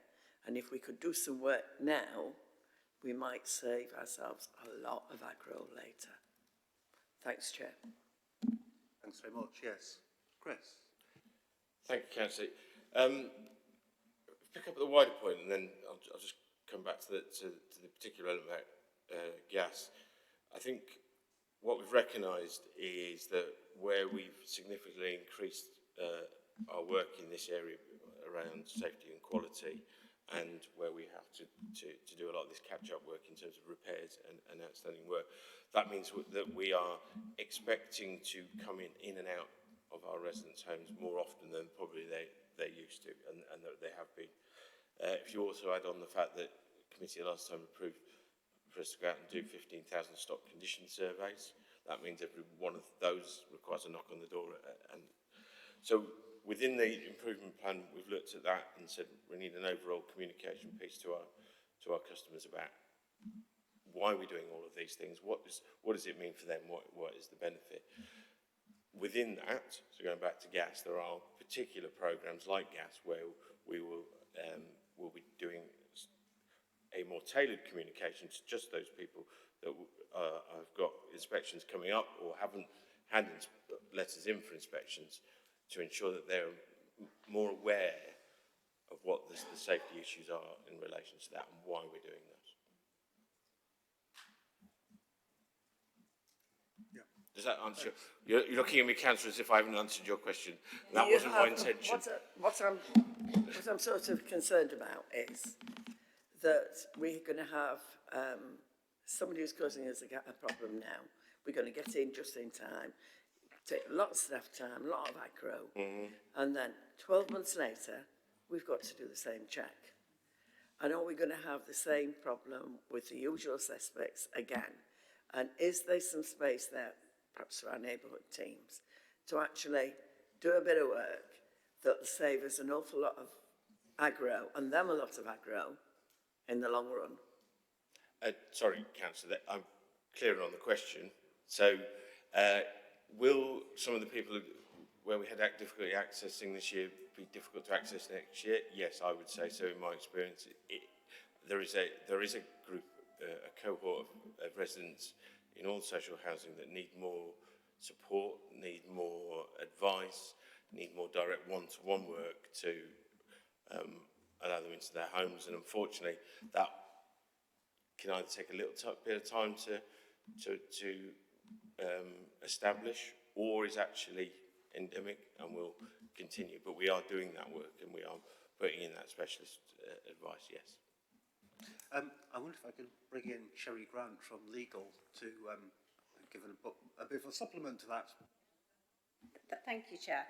I just wanted to mention that I'm actually working on this project with some of your team, aren't I, at the moment in Legal, and we do have a meeting very imminently, actually, after the summer, just to deal with that issue from a legal perspective as well, because as you rightly said, it is a small number of people that aren't complying. We have to now, as you know, every year do annual inspections. So we are looking at it in terms of tightening up maybe the legal process, in terms of what's in the terms of the contract, which may allow us to be able to force entry and things like that. So there is things that are certainly happening, and it's certainly on my radar, and something that we're hoping that there's going to be a little bit more enforceability around that. Thank you very much. I think that's a helpful perspective as well. If you're okay, I think we've got questions for Councillor Jones and Councillor Turpin and Councillor Norris, and then perhaps we can draw this to a close. So, Councillor Jones. Thank you, Chair. The information on We Take Care of Your Neighbourhood part of the presentation that we've got here looks mostly positive. We seem to be going in the right direction. Our communities seem to be feeling quite secure, more secure, especially surprisingly considering the recent global and national issues we've been having. We, of course, have only got Q1 here, and we're coming up to the period of dark nights and all the stuff that goes off there, bonfire night, trick-or-treating, everything else. What have we got in place to make sure we continue to work with our partners and keep improving this outlook and the safety of our communities going forward? Because at the moment it seems like we've got something right. And also, just as a little negative, just to make sure that we are recording the information faithfully and accurately, and we're going out and making sure that our recording of antisocial behaviour is where it was and should be, or does that still need to improve as well to make sure we're actually seeing the real picture? Thank you, Chair. Thank you. Yeah. Chris, is that one for you? Yeah, I think antisocial behaviour is probably one of the more difficult areas to tackle in terms of neighbourhood management and those services, and has become increasingly so. And often, you know, one person's gamekeeper is another person's poacher, and there are more than one side to the story, and they can be quite difficult cases to deal with. And increasingly, I've seen in my experience, there is an expectation on from the individuals involved for other people to get involved and resolve that issue, as opposed to perhaps in the past they would have dealt more of the issues, and particularly at a lower level of what might be described as antisocial behaviour themselves. So I think it's a real struggle for a lot of people in housing. It's a real struggle for our partners. We are continuing to work in partnership, as you say, and it is an area I think we can continue to improve. We do have a specialist antisocial behaviour team, but our neighbourhood staff will deal with it as well. And I think how we deal with that and classify that and manage that there is area for improvement. In terms of particular plans for Halloween and bonfire, I couldn't tell you about, but we can come back to you with that. Thanks. Yeah, I'm sure we will do that, won't we? Through various channels. Right, it was Councillor Turpin, wasn't it? Yeah, thanks. So overall, it is, you know, as you said, in general terms, it's looking quite good, Tom. And even a couple of the metrics, you know, you might want to raise your ambitions because you've exceeded expectations. However, if I can find the right one, here we go. Percentage of homes that do not meet decent home standards, 2.98%. That's over 1,000 homes. And even the target of 2.17% is still about 800 homes. You know, that's a big number, really. And so I was just doing a little look. You know, decent homes is defined as being free from most serious health and safety hazards. You know, so if it doesn't meet the decent home standard, then it's not safe to live there. And I was looking, what would the penalties be? And all I can find is that local authorities could impose a fine of up to £30,000 on a private landlord for not providing a decent home. So I guess my questions are, what's happening to those households in those houses, those around 1,100 homes that presently don't meet the decent home standards? Are they being housed somewhere else, seen as by legal definition their homes are unsafe to live in? What's the potential penalties for the council for not meeting the decent home standard? Why has the number increased? Is it because we're looking at more homes, or is it because the regulations have changed, or what is the reason why the number's increased? And then finally, if this is not too much in one go, 2.7% is too high, is too low a target. we should be aiming at 0. You know, I think all of our homes should be meeting the decent home standard. Cheers. Yeah, thanks, Chris. Can you just also say what the decent home standard is, just so that we're up to speed on that, and what it means in this context? Yes, Chair. So you'll see later that there's a paper on the regulation, and decent homes falls within that regulation. Decent homes has been a standard that's been out since 2001. It was an expectation laid down by the government at the time in terms through the regulator about in terms of the quality of key components within the home. Now that sounds a bit rubbish, doesn't it? So what we mean by that is that the windows, the doors, the kitchens, the bathrooms, those key elements that people need to live in safe and warm accommodation effectively are there. That regulation has been under review for 4 years. Needless to say, it keeps falling out of the priority list, but there is a proposed change to that regulation, which is waiting to be tabled and is waiting for parliamentary time. So I would expect to see a change coming forward. The last time when it was introduced, that change came with significant capital funding for for local authorities and housing associations. I've asked that question, and I'm not expecting to say similar levels, but I can't say in relation to that. Some of that regulation has changed, and again, this is also to being tabled for potential changes. If, for instance, the introduction of Awab's law, which is around the damp and mould elements, and that's related to regulation called, forgive me, Housing, Health, Safety, HHSRS. I can never get all the letters in the right order or all the names in the right order, but and there have been changes in that, and I think the way that all social housing and private housing providers look at damp and mould has changed materially, and that introduces, it has meant, you know, more homes are considered in that. When we are doing the stock condition surveys that we are out to do, that will help us inform us where there's an immediate need that needs addressing, and we will process that immediate need as an emergency, but it will also help us prioritise where those investments need to go going forward, because obviously we're limited by capacity. So the prioritisation for that capital investment will be around those homes that need, as identified through the Decent Home Standard, that need further investment. In my experience, no provider ever gets down to zero, because there are a number of people who can refuse those works and who want to refuse those works and don't want those works. And across the sector, it's not accepted that unless that is an immediate threat to life, that they're able to do so.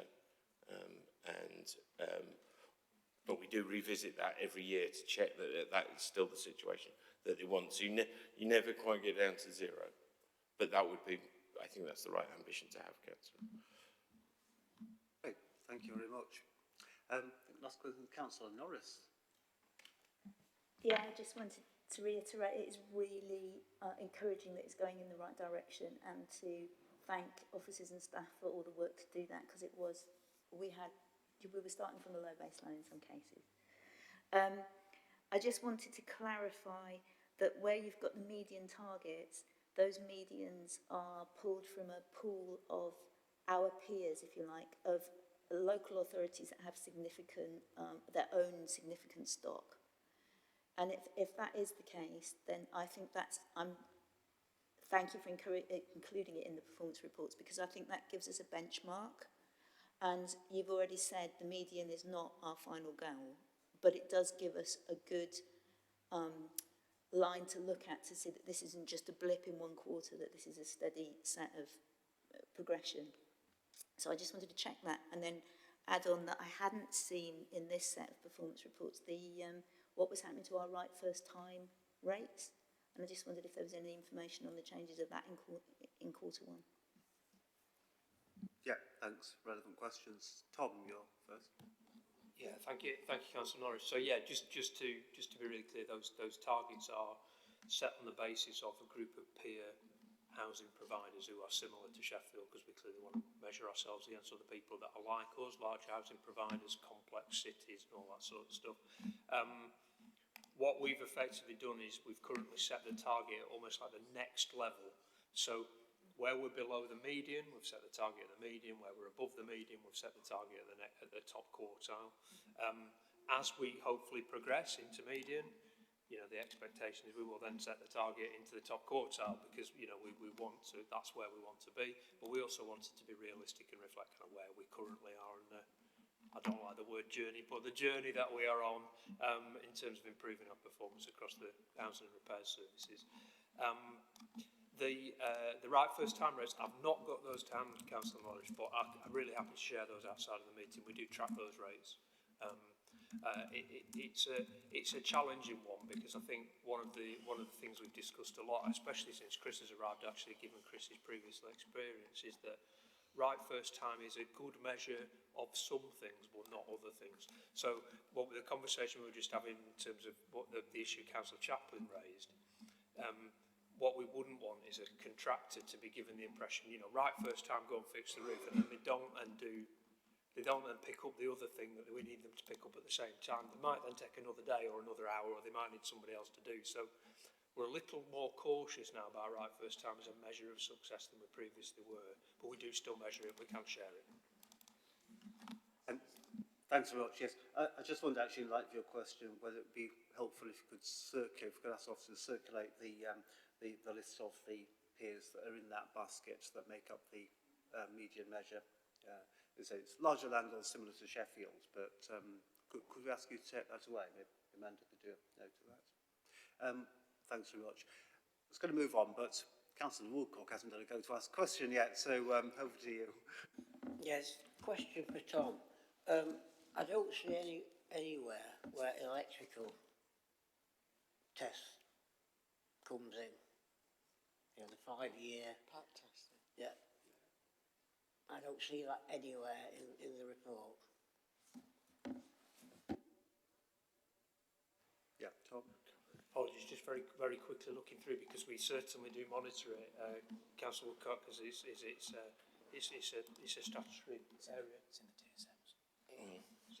I've got that. I'm just looking at Do you want to pointers at it, Dave?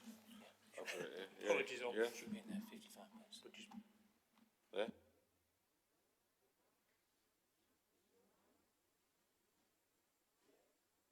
I'll turn the microphone off, so this is going really well, isn't it? The current performance in terms of the 5-year standard is at 54%. What we would want to say is that's a new standard, so we're working towards the full legal compliance within the timescale that we have to across that 5-year period. So I wouldn't want anyone to think that we're not legally compliant at the moment, but that's where we are in terms of it at the moment. It's at 54%. Thanks, Tom. Thanks, yeah. Is that something that perhaps should be included in the set of graphs for future? Tom, I'm just thinking, I mean, maybe it's something to take away. We can certainly take away that, yeah, have a look at it, no problem. Okay, yeah, well, thanks for pointing that out, Alan. Right, okay, so we've got, page 66, we've got the recommendation, which is essentially to note this report, which I think we can do. Do we have to, I think someone said it'd be worth maybe sending a message of thanks to the staff team behind this. I can't remember who said that. Did they want to include that as a formal recommendation? Okay, so perhaps something like to formally convey thanks to everyone in the housing service who's contributed to the improvement that's been demonstrated at today's meeting. Something like that? Yeah? So just move it and second it. Yeah, okay. So, does anyone want to propose that? I can't remember who said it first of all, was it? I mentioned it and I'll happily propose that. Happy to propose it. Second it? Yeah. Penny, happy to second it, yeah. Perhaps we can do that. And Amanda, if you can take an additional word of that, note of that word, that's good. Thank you very much, yeah. It's been really interesting to bring out what's come. So next item, onto the more technical ones. Right, so Tom, over to you for the contract procurement on security, shuttering and cleaning and clearing, which are separate contracts, aren't they? But over to you.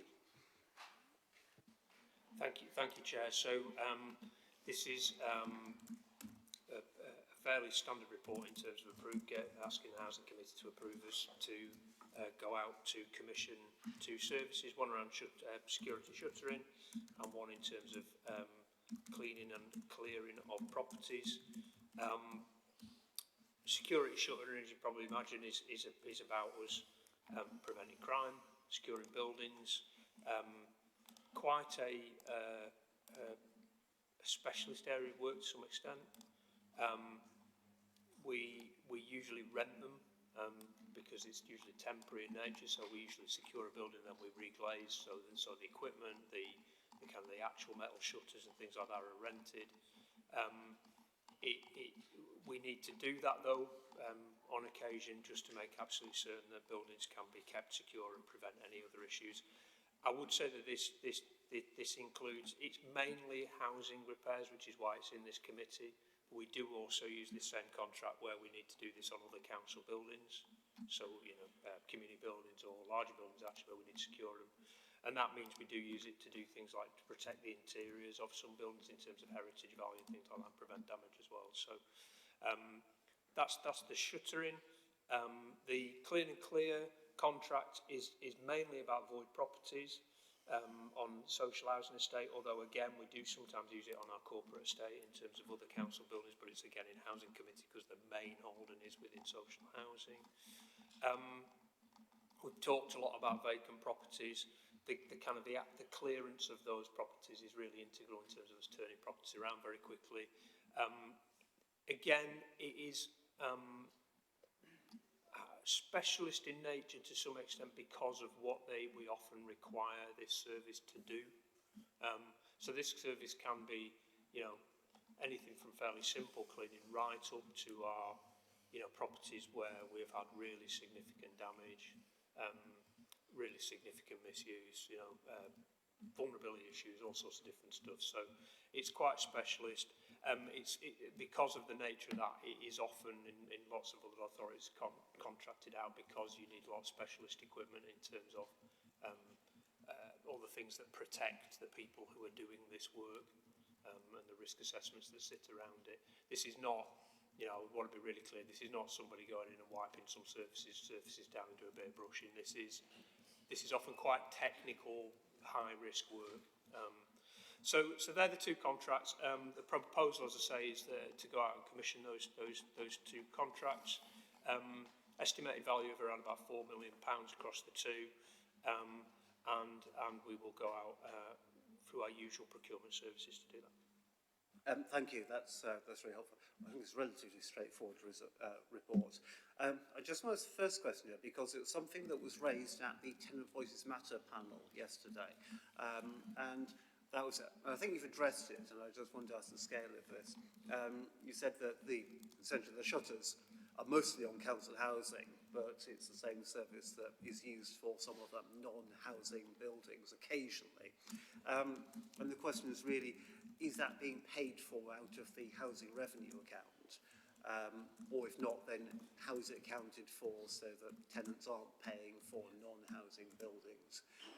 So I just wanted to raise that, or is the approach that it's such a small thing that it doesn't matter? Yeah, I mean, effectively, anything where we're doing work on a non-housing property would be paid for out of usually the facilities management budget within the council through general fund, and it's a separate service with a separate budget. So this would be the contract arrangement, but we would effectively, facilities management would ask the contractor to do the work and they would pay for it. So we wouldn't have a situation where tenants were paying for shuttering work or cleaning work on a non-housing property. That just wouldn't happen. Thanks for that. Yes, that's good. I think it's just important to give that reassurance to tenants there. So yeah, you've done that. Thank you. Yeah. Sorry, we're just wondering whether anyone needs a comfort break. Can I just ask a question on that, Chair? Well, yes, I'll be happy to, if we can deal with this. It's very quick. Of course. Is this the same contract that environmental health will probably click into and they would pay from a different thing? Or is that a different contract? My understanding is that we would be supporting environmental health through this contract as well because they're effectively the same buildings a lot of the time. And we have tried to do some work with environmental health because we do have some services within the council, but just the capacity and the skills aren't there, so they will be using the same. So we'll be using this as a cross-council contract effectively, but the main focus is on housing, which is why it's in this committee.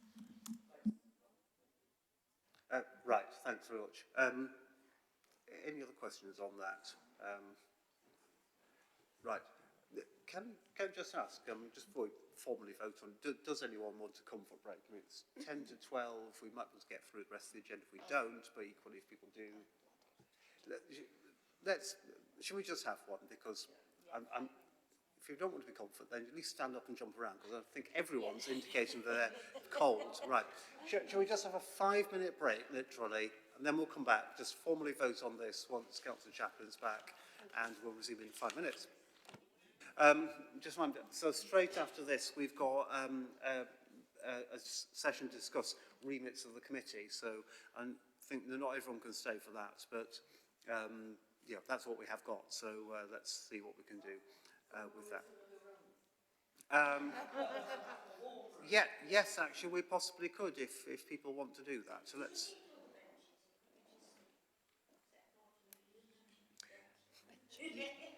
You're not allowed to set fire to anything, Alison. Certainly not in a grade 1 listed building, just well, there's some reason. Right, okay. Should we just start the meeting in a moment? Yeah, let's just start the meeting. Alan, are we? We're back live, okay. So, thanks, we're back from the comfort break. We just need to formally vote on this recommendation for the shuttering and clear thing, which is on, the recommendations on page 91. So it's to approve the procurement for a period of 4 years, and specifically noting the impact on finances, which is implicit, it's set out in the report. Are people happy to approve that? Okay, thanks. So I think that's unanimously approved there. It's 12:05 now. Just we have a comfort break. Shall we just formally agree to extend the meeting by half an hour if necessary? I'm not suggesting that we do spend longer than we need to on it, but we have still got another 3 items to go. So, okay, so just we have that recorded. Okay, so finally, we can get on to the homeless prevention item, which is, as I recognise, a really important one. We've got Laura here to introduce it. Would you like to introduce yourself and your role, and then summarise what's in here? We've read the report, but go from there. Thank you. Yeah, thank you. Hi everyone, so my name is Laura Coster, I'm the Service Manager for Commissioning and Partnerships based within Citywide Housing. So today I'm here to present a report on our homeless prevention strategy, rough sleeper strategy, and the progress that's been made since it was agreed at Housing Policy Committee in March 2023. So the strategy and action plan are focused on 7 key themes. I'm not going to go through those in detail, they are referenced in the report. But what we've ensured that we've done is when we're looking and planning for the actions and how we're going to deliver that they align really, really closely with those themes. We have got some additional priorities as well that's referenced in the report today. And you will know that in March 2024, and it's been referenced here this morning, a report was fetched to committee on the financial impact of temporary accommodation. And we need to ensure that that's really carefully considered in the delivery of the strategy and the action plan. So again, those priority areas have been embedded within this report and now are going to be delivered throughout the year 2 of the Homeless Prevention Action Plan. As we all know and we've heard here, homelessness continues to be a growing pressure and does create quite significant financial challenges for the council, but importantly has a detrimental impact on the people that it affects as well. It's really important, therefore, that we prevent homelessness at the earliest opportunity that we can. Rough sleeping also continues to be increasing. We've seen quite a significant increase in Sheffield by 106% from 2022 to 2023. That is the most extreme end of homelessness. That's where it kind of reaches the crisis, and therefore we need to prevent that crisis from occurring in the first place. We've also had some real key challenges within the delivery of this strategy, and again you will have some knowledge of this, but we had a particular challenge around people leaving home office accommodation, the streamlined asylum process, and generally that cohort of individuals tend not to be in priority need of housing due to their support needs, and that's created some additional resource challenge for us within housing. A more recent challenge, and that it is noted in the report, is around the early prison release. So we've been working closely with probation around planning for that, and we're expecting around 40 additional people presenting as homelessness during the period from now up until November due to that. I will make it clear as well, as the council have not actually received any additional funding or anything to manage both of these pressures. It's unfortunately we have to do it as business as usual. So, moving on to the positives, the year 1 of delivery, we've had some success, absolutely. We are seeing an improvement in our prevention outcomes with the highest percentage currently getting people into housing following their prevention duty, which is fantastic. We have got 74 additional units of supported housing. Within that, so that's mainly come from the Rough Sleeper accommodation programme and single homelessness accommodation programme as well. So we've been able to mobilise that, and we're trying to target that at the most at risk and need for really, and specifically with a history of rough sleeping. We are improving our duty to refer, so we're getting professionals that are able to talk to us earlier and tell us that actually someone may be at risk of homelessness, and probation are our biggest referrer, which is great. And we've got a strong alignment with our cost of living team. And, you know, tackling poverty is really key in terms of preventing homelessness. So for year 2, we want to focus on the 32 actions, and they're listed in the appendices within the report that you will see. Again, we've prioritised it in terms of thinking about the financial impacts, but also the interlinking strategies, the upcoming, the current regulation challenges that we're facing as well, to ensure that it aligns. In terms of the priority actions that you heard earlier this year, in terms of addressing the financial needs, so I'll just give you a quick summary of where we are with those.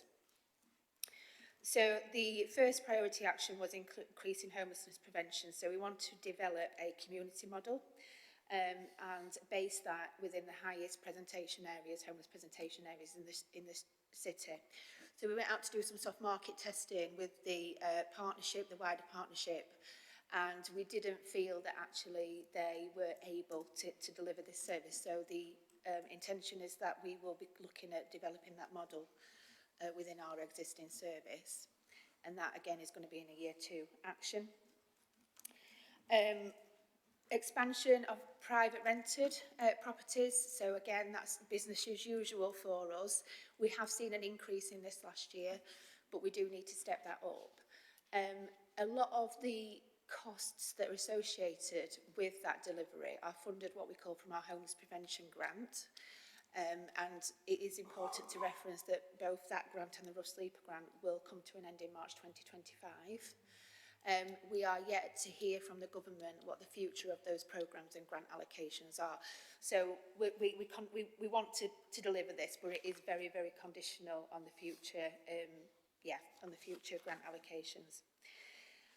Another area was commissioning some supported housing for the purpose of temporary accommodation. So we know that people that are placed in temporary accommodation, some have support needs, and actually that environment is not the most suitable for their recovery at that time. So we've been able to do that, and we've got a short-term plan of commissioning approximately 20 units within this financial year, and develop a longer-term commissioning plan for more supported housing.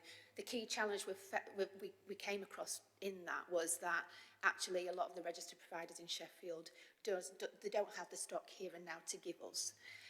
They're under the same pressures, so that's going to have to be a longer term plan really. We also looked at the private sector leasing scheme, and we managed to engage a lot with other local authorities, got some really great insight. But actually, as Chris has already discussed today, we want to be able to focus on using our empty homes in a better way, rather than entering into agreements that may indicate more risk and financial challenge for us. So that's just on the back bench for now, and let's see how we progress moving forward. The recommendations that we want from this report is that we to endorse the 12 new actions that have been identified, the priority actions that we want to take forward, and continue endorsement of the strategy and action plan. A future report on progress and delivery will be fetched on an annual basis to this committee, so you've got that update. And that's it. So I'm happy to take any questions or comments from now. Right, thank you very much. Yes, so open up to questions. So, Councillor Baker. Thanks, Chair. A very detailed and quite long report, which is written in a manner that we can understand, which is very useful. Thank you very much. You talk very clearly about working with professional partners and looking forward to what you can do possibly with them in the future, which is brilliant. What you don't mention is the churches and the charities that we have in Sheffield that support, and I suggest a paragraph regarding them would be a welcome addition. Really pleased to hear that we're managing to do some stock improvement, and I understand we've got some more on the way now from purchasing from the Sheffield Housing Company. which will, every home we gain is another person unlikely to be homeless. So that matters very much. I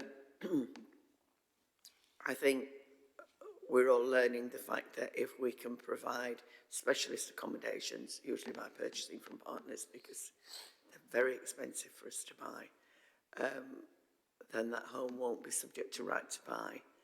And so that's the home we've got going forward, and we need to be very aware of that. The figures for rough sleeping are horrendous. They're frightening. And as it gets colder in this city, and we do get cold being on the Pennines, despite all the work the charities do and all our staff do, we need to thank them for that because it's not a comfortable job to do at all. We're going to end up with people on the streets this winter, and that on the fourth largest city in the country is not good. I think it's a good time to welcome the work that the 10 cities did to approach the new government to improve things within housing, including not going ahead with right to buy, which would save us in Sheffield something like 400 odd houses a year. You know, if we retained 400 and we could get 400, that's a whopping great 800, and that makes a big difference. So we need to go forward at that. But regarding this report, I really say thank you, Laura. It is an easy to read, despite long, report, and I think it would be worth just sort of mentioning the charity and church partners that we do work with and do a lot of work in this city. Thank you, Chair. There's quite a lot in there. Do you want to respond to that, Laura? Yeah, absolutely, Penny. They are a big part of our partnership. They're actually present on our Homeless Prevention Board and attend the forum.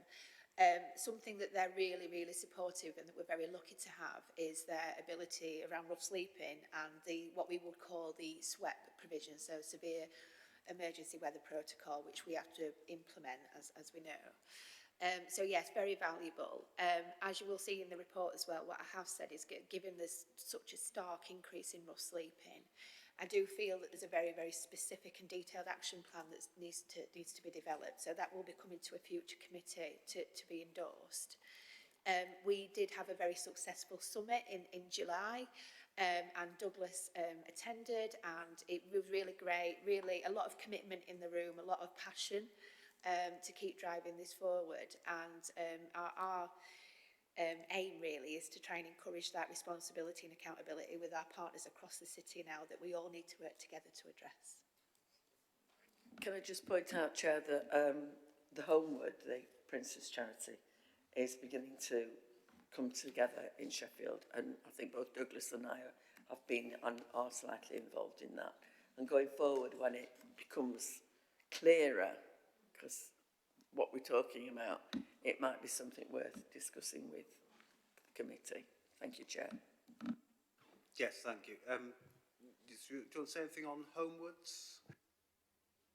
Yeah, so Homeless are currently developing their local action plan and the details of the innovative housing model.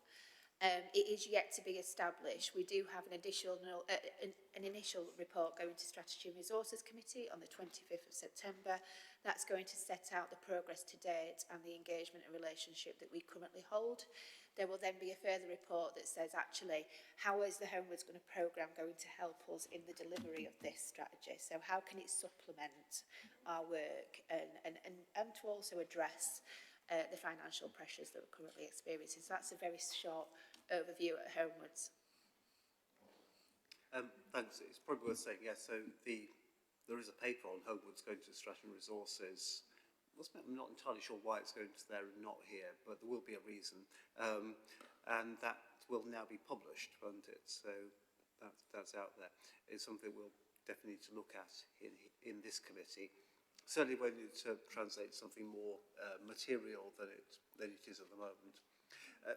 Any other questions from members here? Councillor Chaplin. Thanks. Thanks for the report. It is really detailed and it does really come across that things are happening. But I'm still concerned, and we were talking about it earlier, about the temporary accommodation and the cost and the impact on the council that has.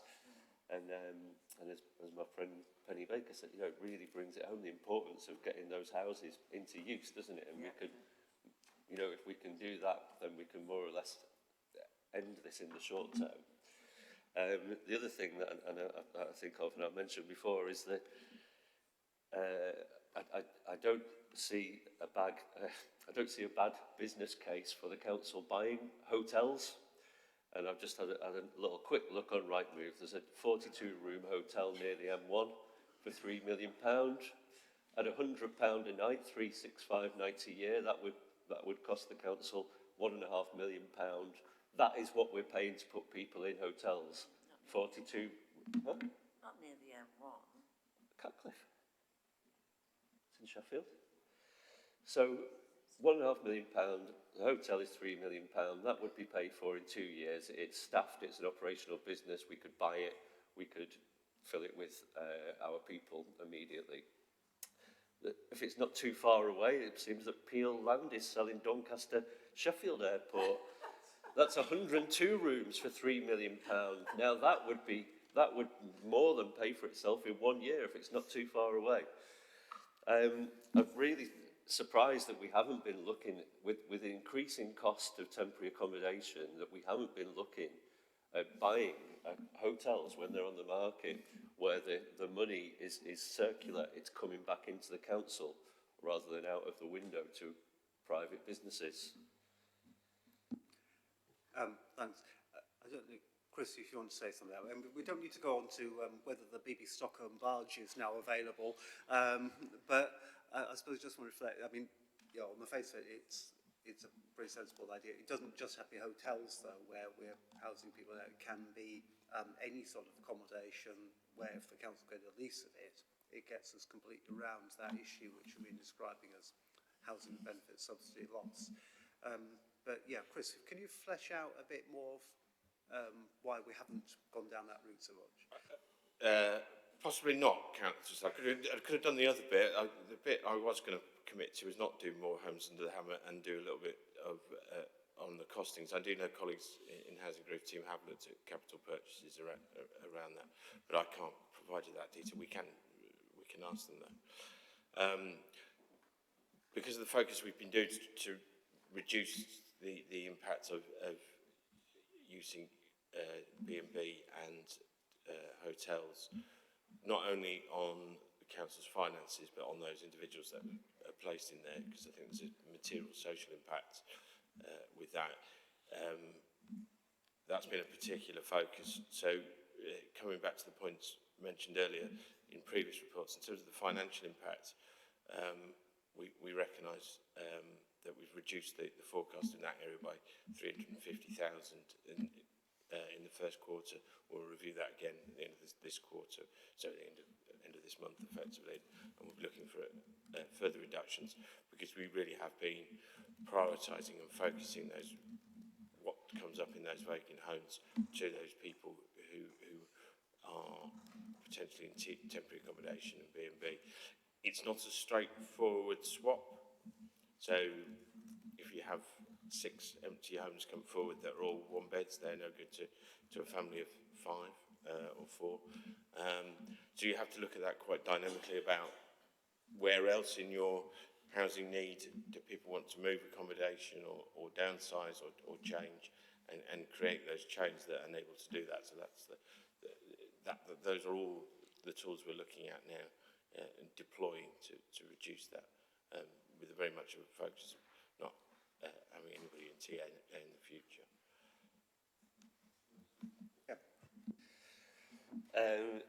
Yeah, I appreciate that. I'm just thinking about some insight into the out-of-hours service with home, and especially if you've got customer service advisors telling people to come back after office hours because they'll be dealt with properly. Is that there's literally officers are literally ringing around hotels in the city trying to find someone a room. You know, often the hotels will be full, and they are £100 a night. They could be more than £100 a night. You know, we've as a council, we've put homeless people up in St Paul's. You know, it's ridiculous. And then often the hotel will be, they don't want homeless people in the hotel because they'll have an image of what a homeless person is, you know, and you might have a perfectly nice family who've come up on hard times, asked to leave by family friends, you know, lost their private rent as was listed in the reasons for homelessness. But because of their perception of what a homeless person might be, once they've realised what the council is doing, they don't want to rent the room out, you know, and then you've got other places where they won't take a payment over the phone, and it's such a bad setup, organisationally and financially, that for the council to have its own provision in that way would give us full control and also would save millions of pounds a year. I really think it's something that ought to be seriously considered. Thanks. I don't know if there's any further comment. I mean, you said what can be for. I mean, I think it is something. No, I think that point's been noted, Chair, and I think just to give the council some further assurance, I'm working on a piece with other senior colleagues that's looking at total use and demand for a hotel across the whole council, so children, adults, etc. And we're going to assess what that looks like, and then the value of potential procurement exercise that guarantees us the use of some rooms. We're also working with, I'm working with South Yorkshire Authority members in doing my job in their authority, and we're looking at how we best utilise that as well and not compete around price. So there is a lot going on. I think there's that overlapping streams of activity that make it a little bit complicated, but I think it's an area we do need to keep an eye on, isn't it? So, okay, no, that's great, yeah. Councillor Jones. Thank you, Chair. It's a follow-on from Councillor Turpin's bit, and it is one of those ones that are kind of a bit weird. We've got two elements here, really, I think, when we're looking at the homeless strategy. We've got the emergency intervention element, where people have become homeless for whatever reason, but there's also then the ongoing management of those that are homeless, some who will have complex needs. And it is one of those weird ones that you kind of think that simplistically, and I've thought this one as well, so I'm as guilty as this as anyone, we've got properties with cluster flats within them, which have been formerly student accommodations that are available across the city. The issue for the local plan going forward is how we redevelop that land. Not necessarily good quality houses, but then again, a roof over your head's better than no roof over your head, possibly. I'm not sure. But in terms of provision for homeless individuals, what does good look like? Because do we have multiple streams of provision? The hotel accommodation for someone who's just lost a house and doesn't have rent seems appropriate. But for someone who's possibly come out of prison and may have more complex needs, that's not an appropriate environment in them. So do we have multiple streams where we can grade people and what accommodation they go into? Or is it a case of we're going for one size fits all because that's easier to accommodate? What's the general need look like going forward? So we need a suite of options for that exact reason. So we have more families now that are homeless that would potentially be quite satisfied and stable in a general needs, some kind of general needs provision. But we also have many other individuals that have got different and varying support needs and complex needs. So currently we commission a really broad range of housing related support. Included within that is our Housing First scheme. We've got a supported housing offender contract. We've got female specific. We do have a diverse range, albeit there is not enough provision for us to be able to meet the demand, which is why we want to commission more supported housing for the use of temporary accommodation. And to help us do that, what we're currently doing is identifying the need in TA at the moment. So what is it? What's the demographic? What's the makeup of those households? What do we need to buy to be able to support them? So you're right, it does need to be a diverse range of options. It can't be one size fits all, and that's not what we would do. Thanks, that's helpful.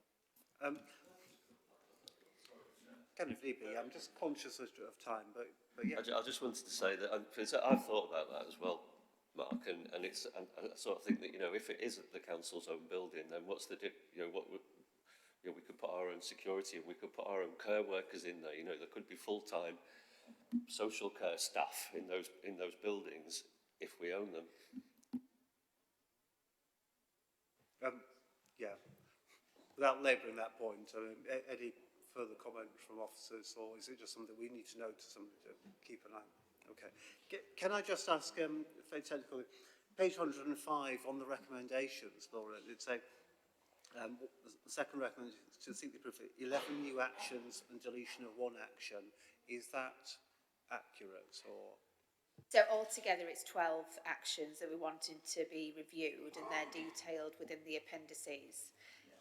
So yes, the one removal of the action was too broad. The 11 new actions are giving us more focus and compromising the priority actions that are addressed in the temporary accommodation financial pressures report. Right, okay. I think I get that, yeah. And the deletion of 1 action, what's the one thing that we're not going to do now? Because I didn't receive that in the report. The one thing that we're not going to do, it was, so sorry it's not clearly referenced in the report, it's in the appendices, is that it was quite broad in terms of how we would be engaging with partners into the delivery of that. We needed to be much more specific. So what are those partners, for what purpose, and what are the outcomes of that going to be, which is why that's been removed. Thanks. Is it actually in the appendix? So just wanted to draw attention to which one it is that we're looking at. So let me just have a look.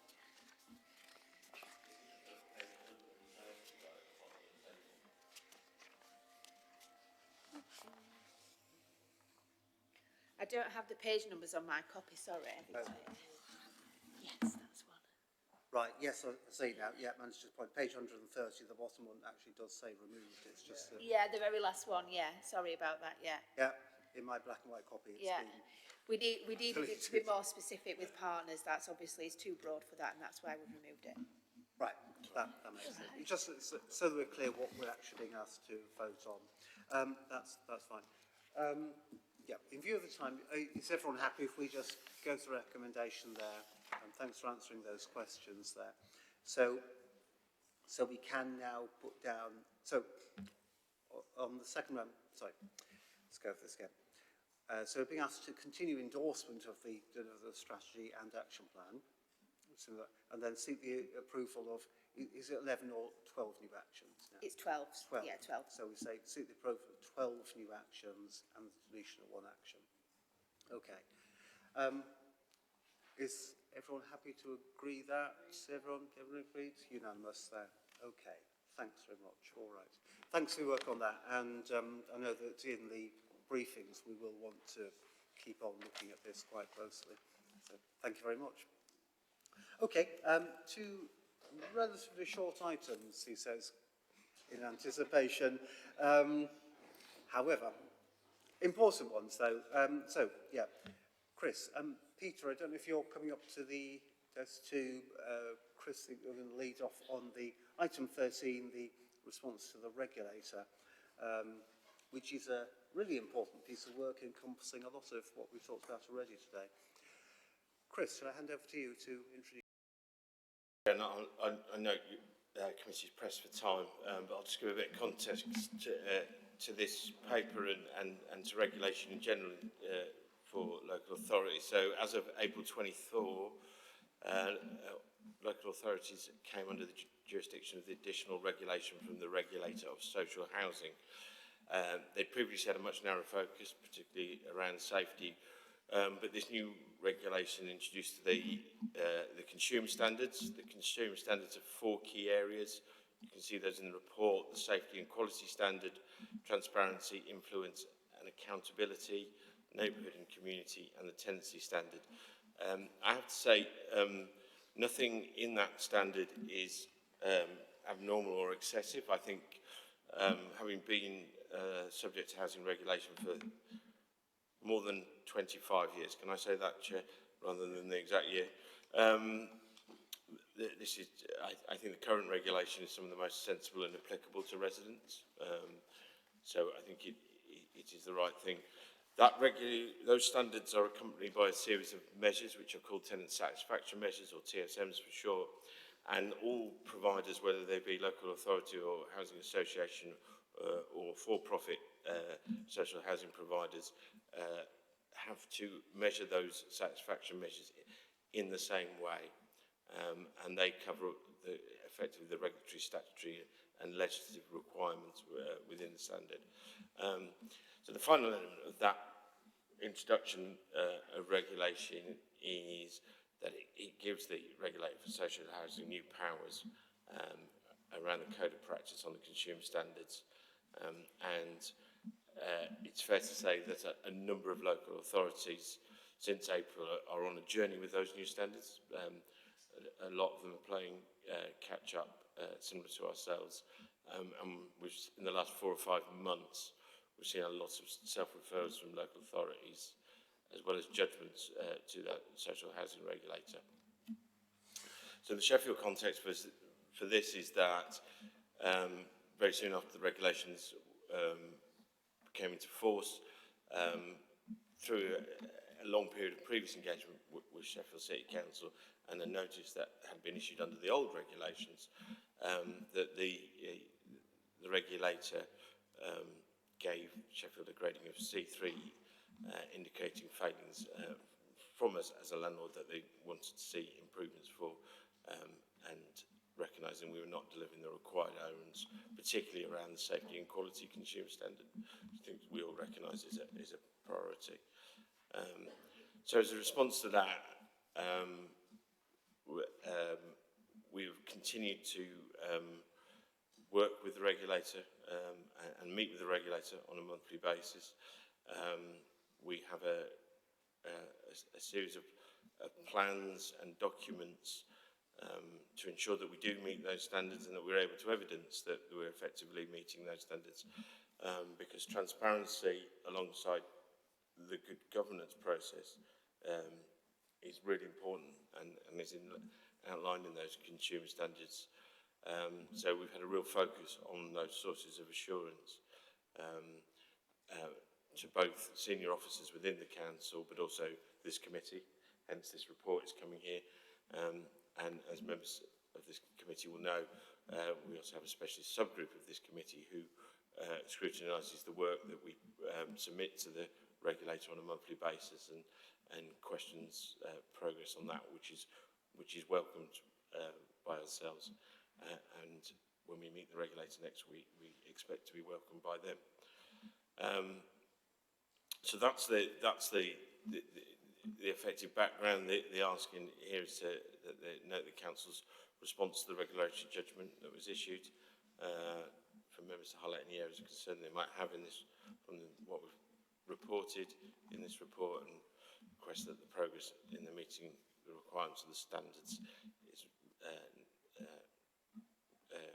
reported to this committee through our routine quarterly performance reports, which you've already seen and noticed.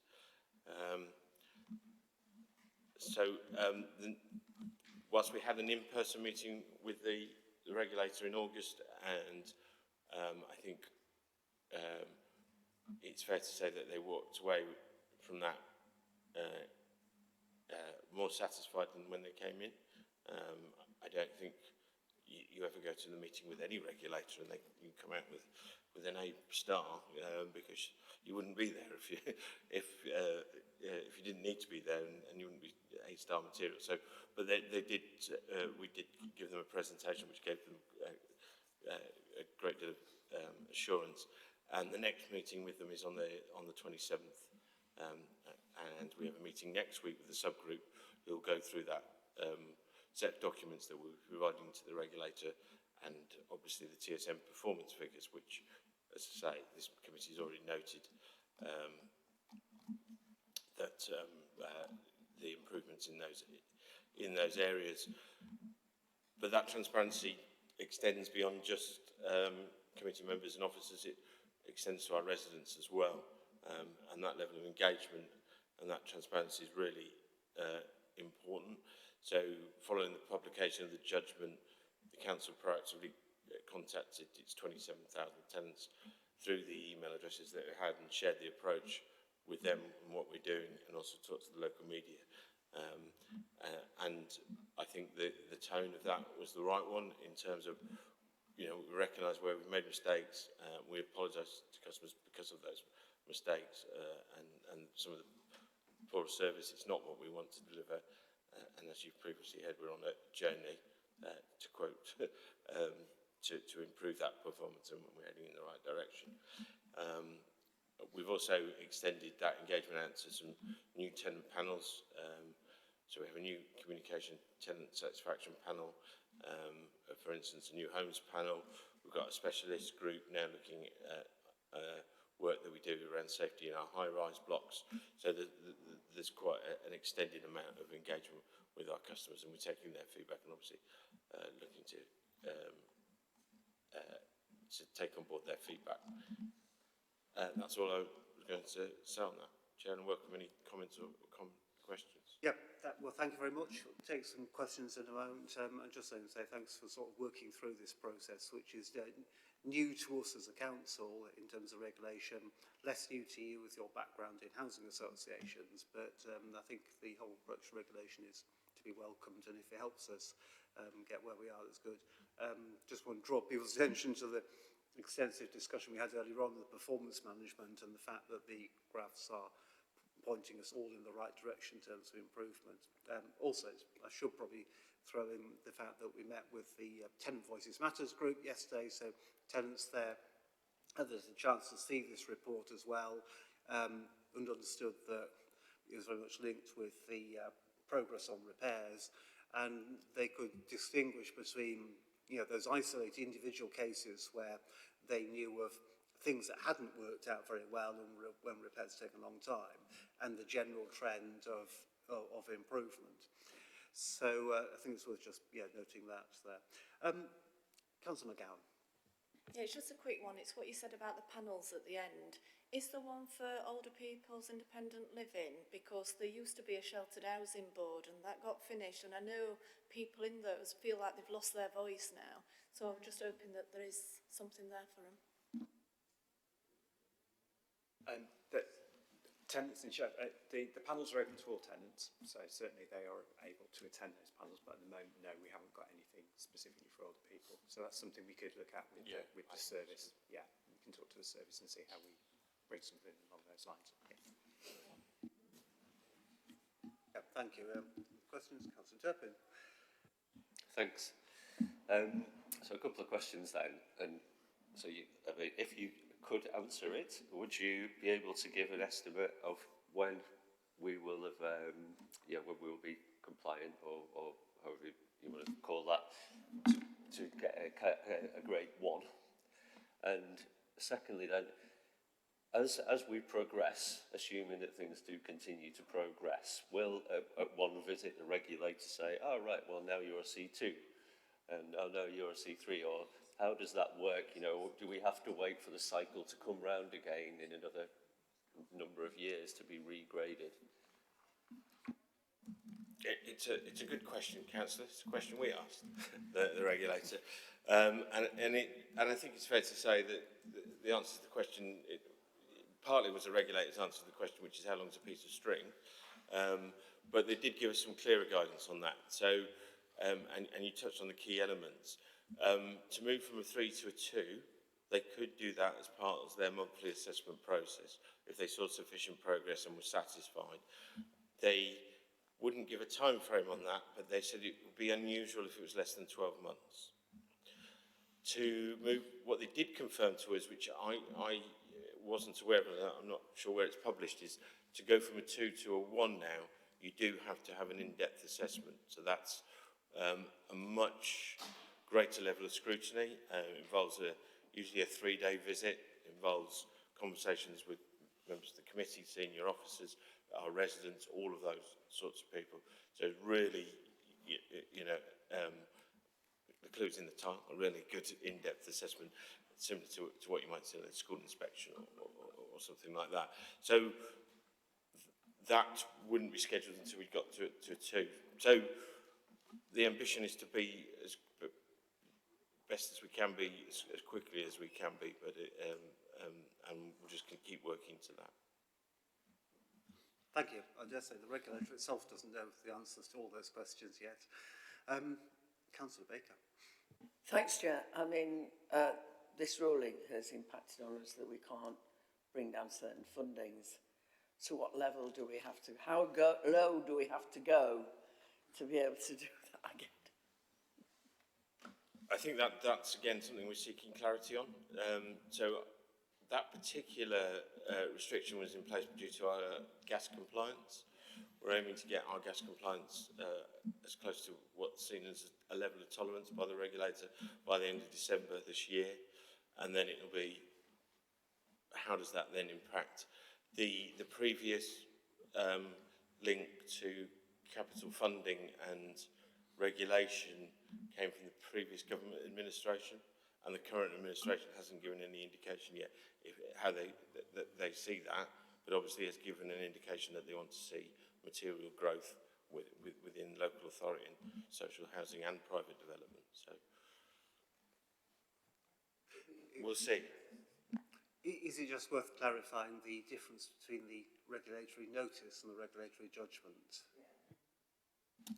So the notice was a specific element around gas compliance, which the council made the regulator aware and fell under the previous regulation regime. The judgment is a tool used in the new regime that came out in from April 24 and was expanded in terms of their judgment about our repair service and also about the quality of our stock data, which members have discussed both today and in previous meetings. Yeah, thanks very much. It's helpful to have that clarification. Okay with that? Mark, Councillor Jones. Thank you, Chair.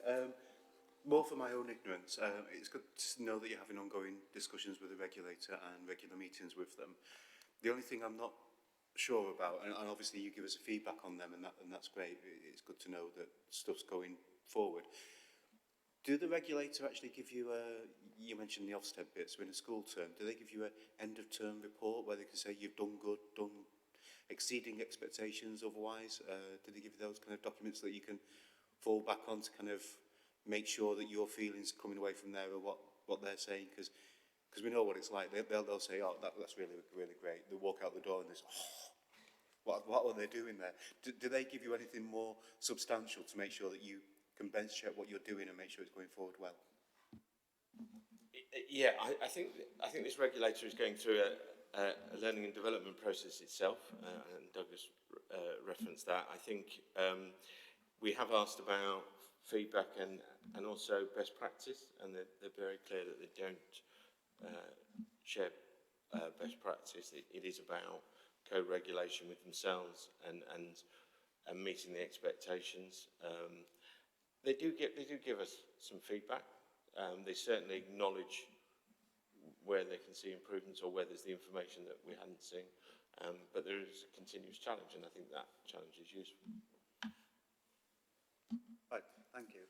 So, okay, all right.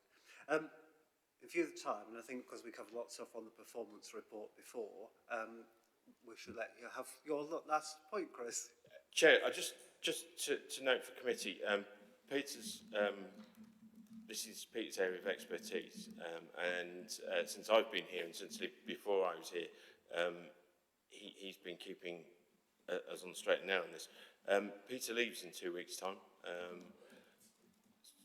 and will be a loss to us, and has been here providing service to the council for 19 years. So I just thought we should note that, Chair. I think we definitely should, yes. That is a loss, and I guess it was so soon, yeah. Can we delay things in some way so that you keep it? Yeah, I'm sure you have, yes, yeah. Yeah, I think it's absolutely right to mark that, yeah. Peter's been a regular at these meetings and sustaining all the briefings and everything, and just making all this happen. So I wonder if we should, I don't know if Alison, you want to say that? I wonder if we should just, Peter, I think we'd all like to give a note of thanks, but we could maybe do that formally through this too. Councillor Norris. Yeah, it was only echoing what you were saying, really. You've been patient and you supply not only timely information but understandable and accessible information, and it's just been really appreciated. And I only found out today that you were moving on, and I hope it's a good move for you, but you will be very much missed by councillors, I think. Certainly will, yes. Councillor Baker. And the tenants will miss you. Well, there's not many people that you can say the tenants will miss, but they'll certainly miss you because you're kind, you're polite, you're informative, you calm the savage beast. And I have to say, that was a shock. And I hope whatever you do is right for you, because you've certainly done what's right for us. Thanks, Peter. Peter, we'll put you on the spot now. Yeah, just thank you very much. I appreciate that. So yeah, it's been a good time, and yes, I've got some good relationships, hopefully, with the tenants, and we've got a good team in place to kind of take that forward. So yeah, I'm sure they're in safe hands. I think you should tell people where you're going, Peter. I'd rather not, Chris. I'm going to work for the Regulator of social housing. But I won't have anything to do with Sheffield. So.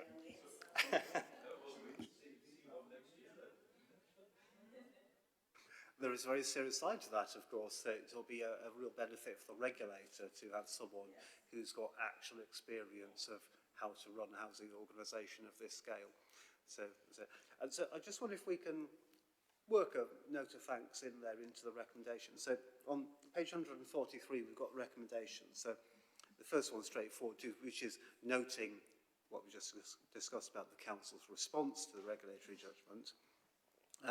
Two, doesn't arise, it's been dealt with. Three, requests that progress in meeting the requirements of the standards report to the committee through the routine quarterly performance report. So that's, I think, straightforward.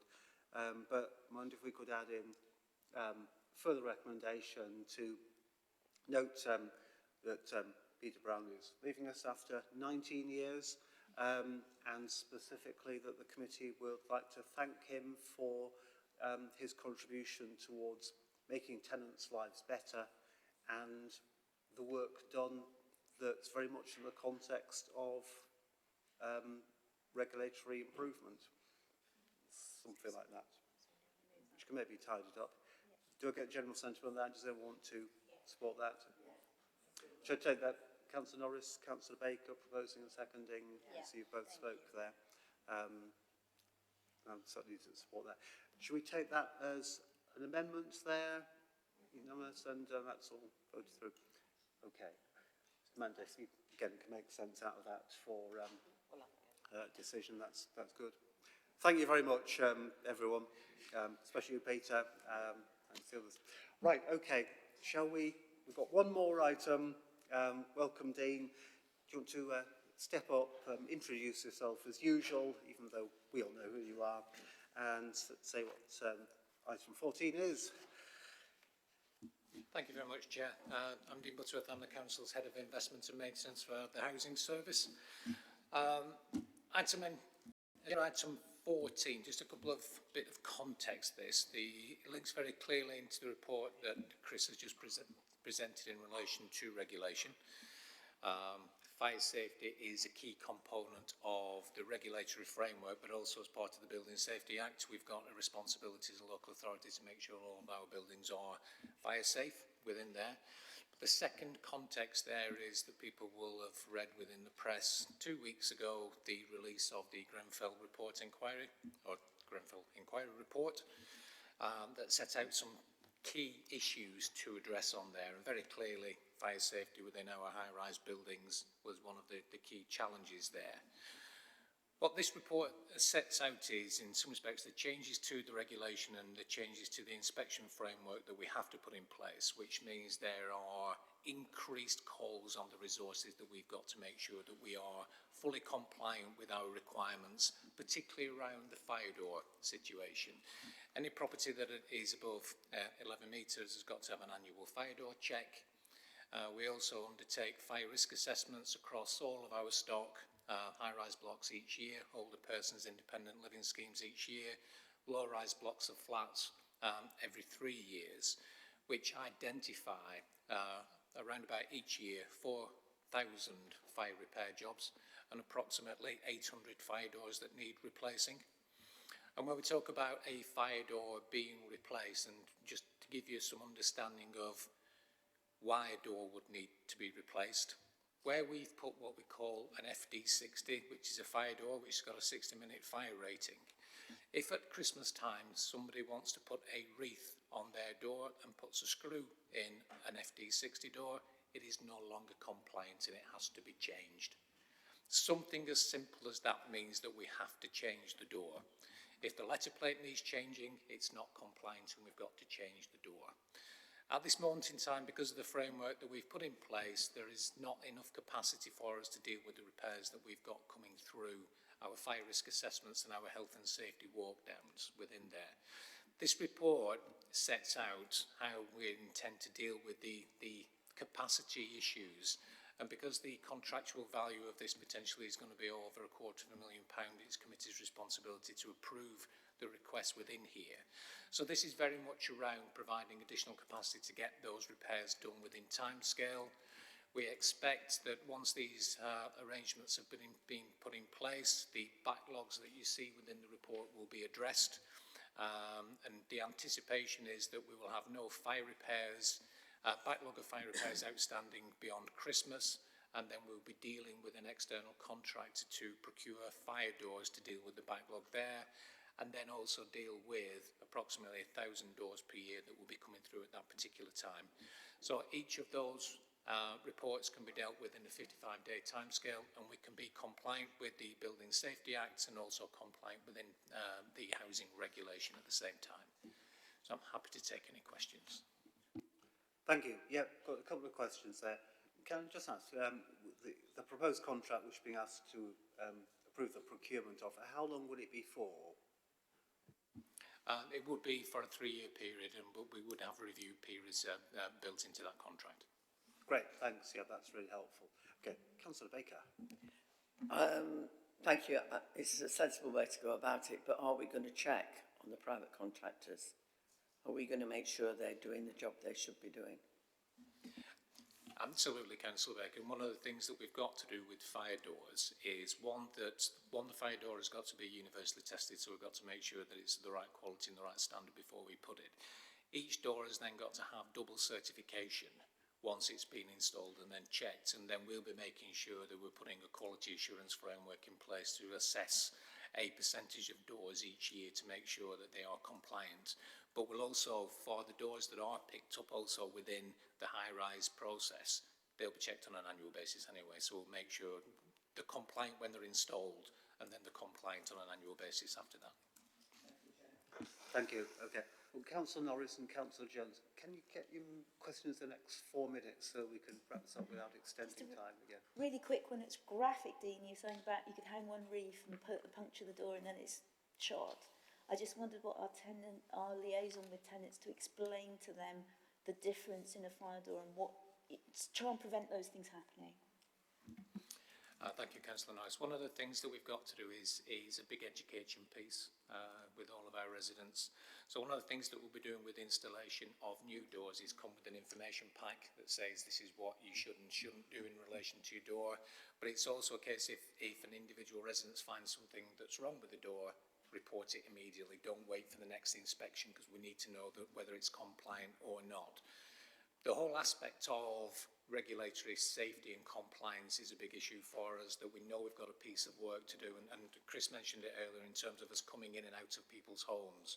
What are we coming in and out of people's homes for, whether that's gas, electric, fire door check, asbestos, Legionella? We have to make sure people understand what it is that we are looking for, what our responsibility as a responsible landlord is, but also what the responsibility as a resident is as well, living in those homes. So we recognise we've got a big information piece to do, but that's something that my teams are working on at the moment.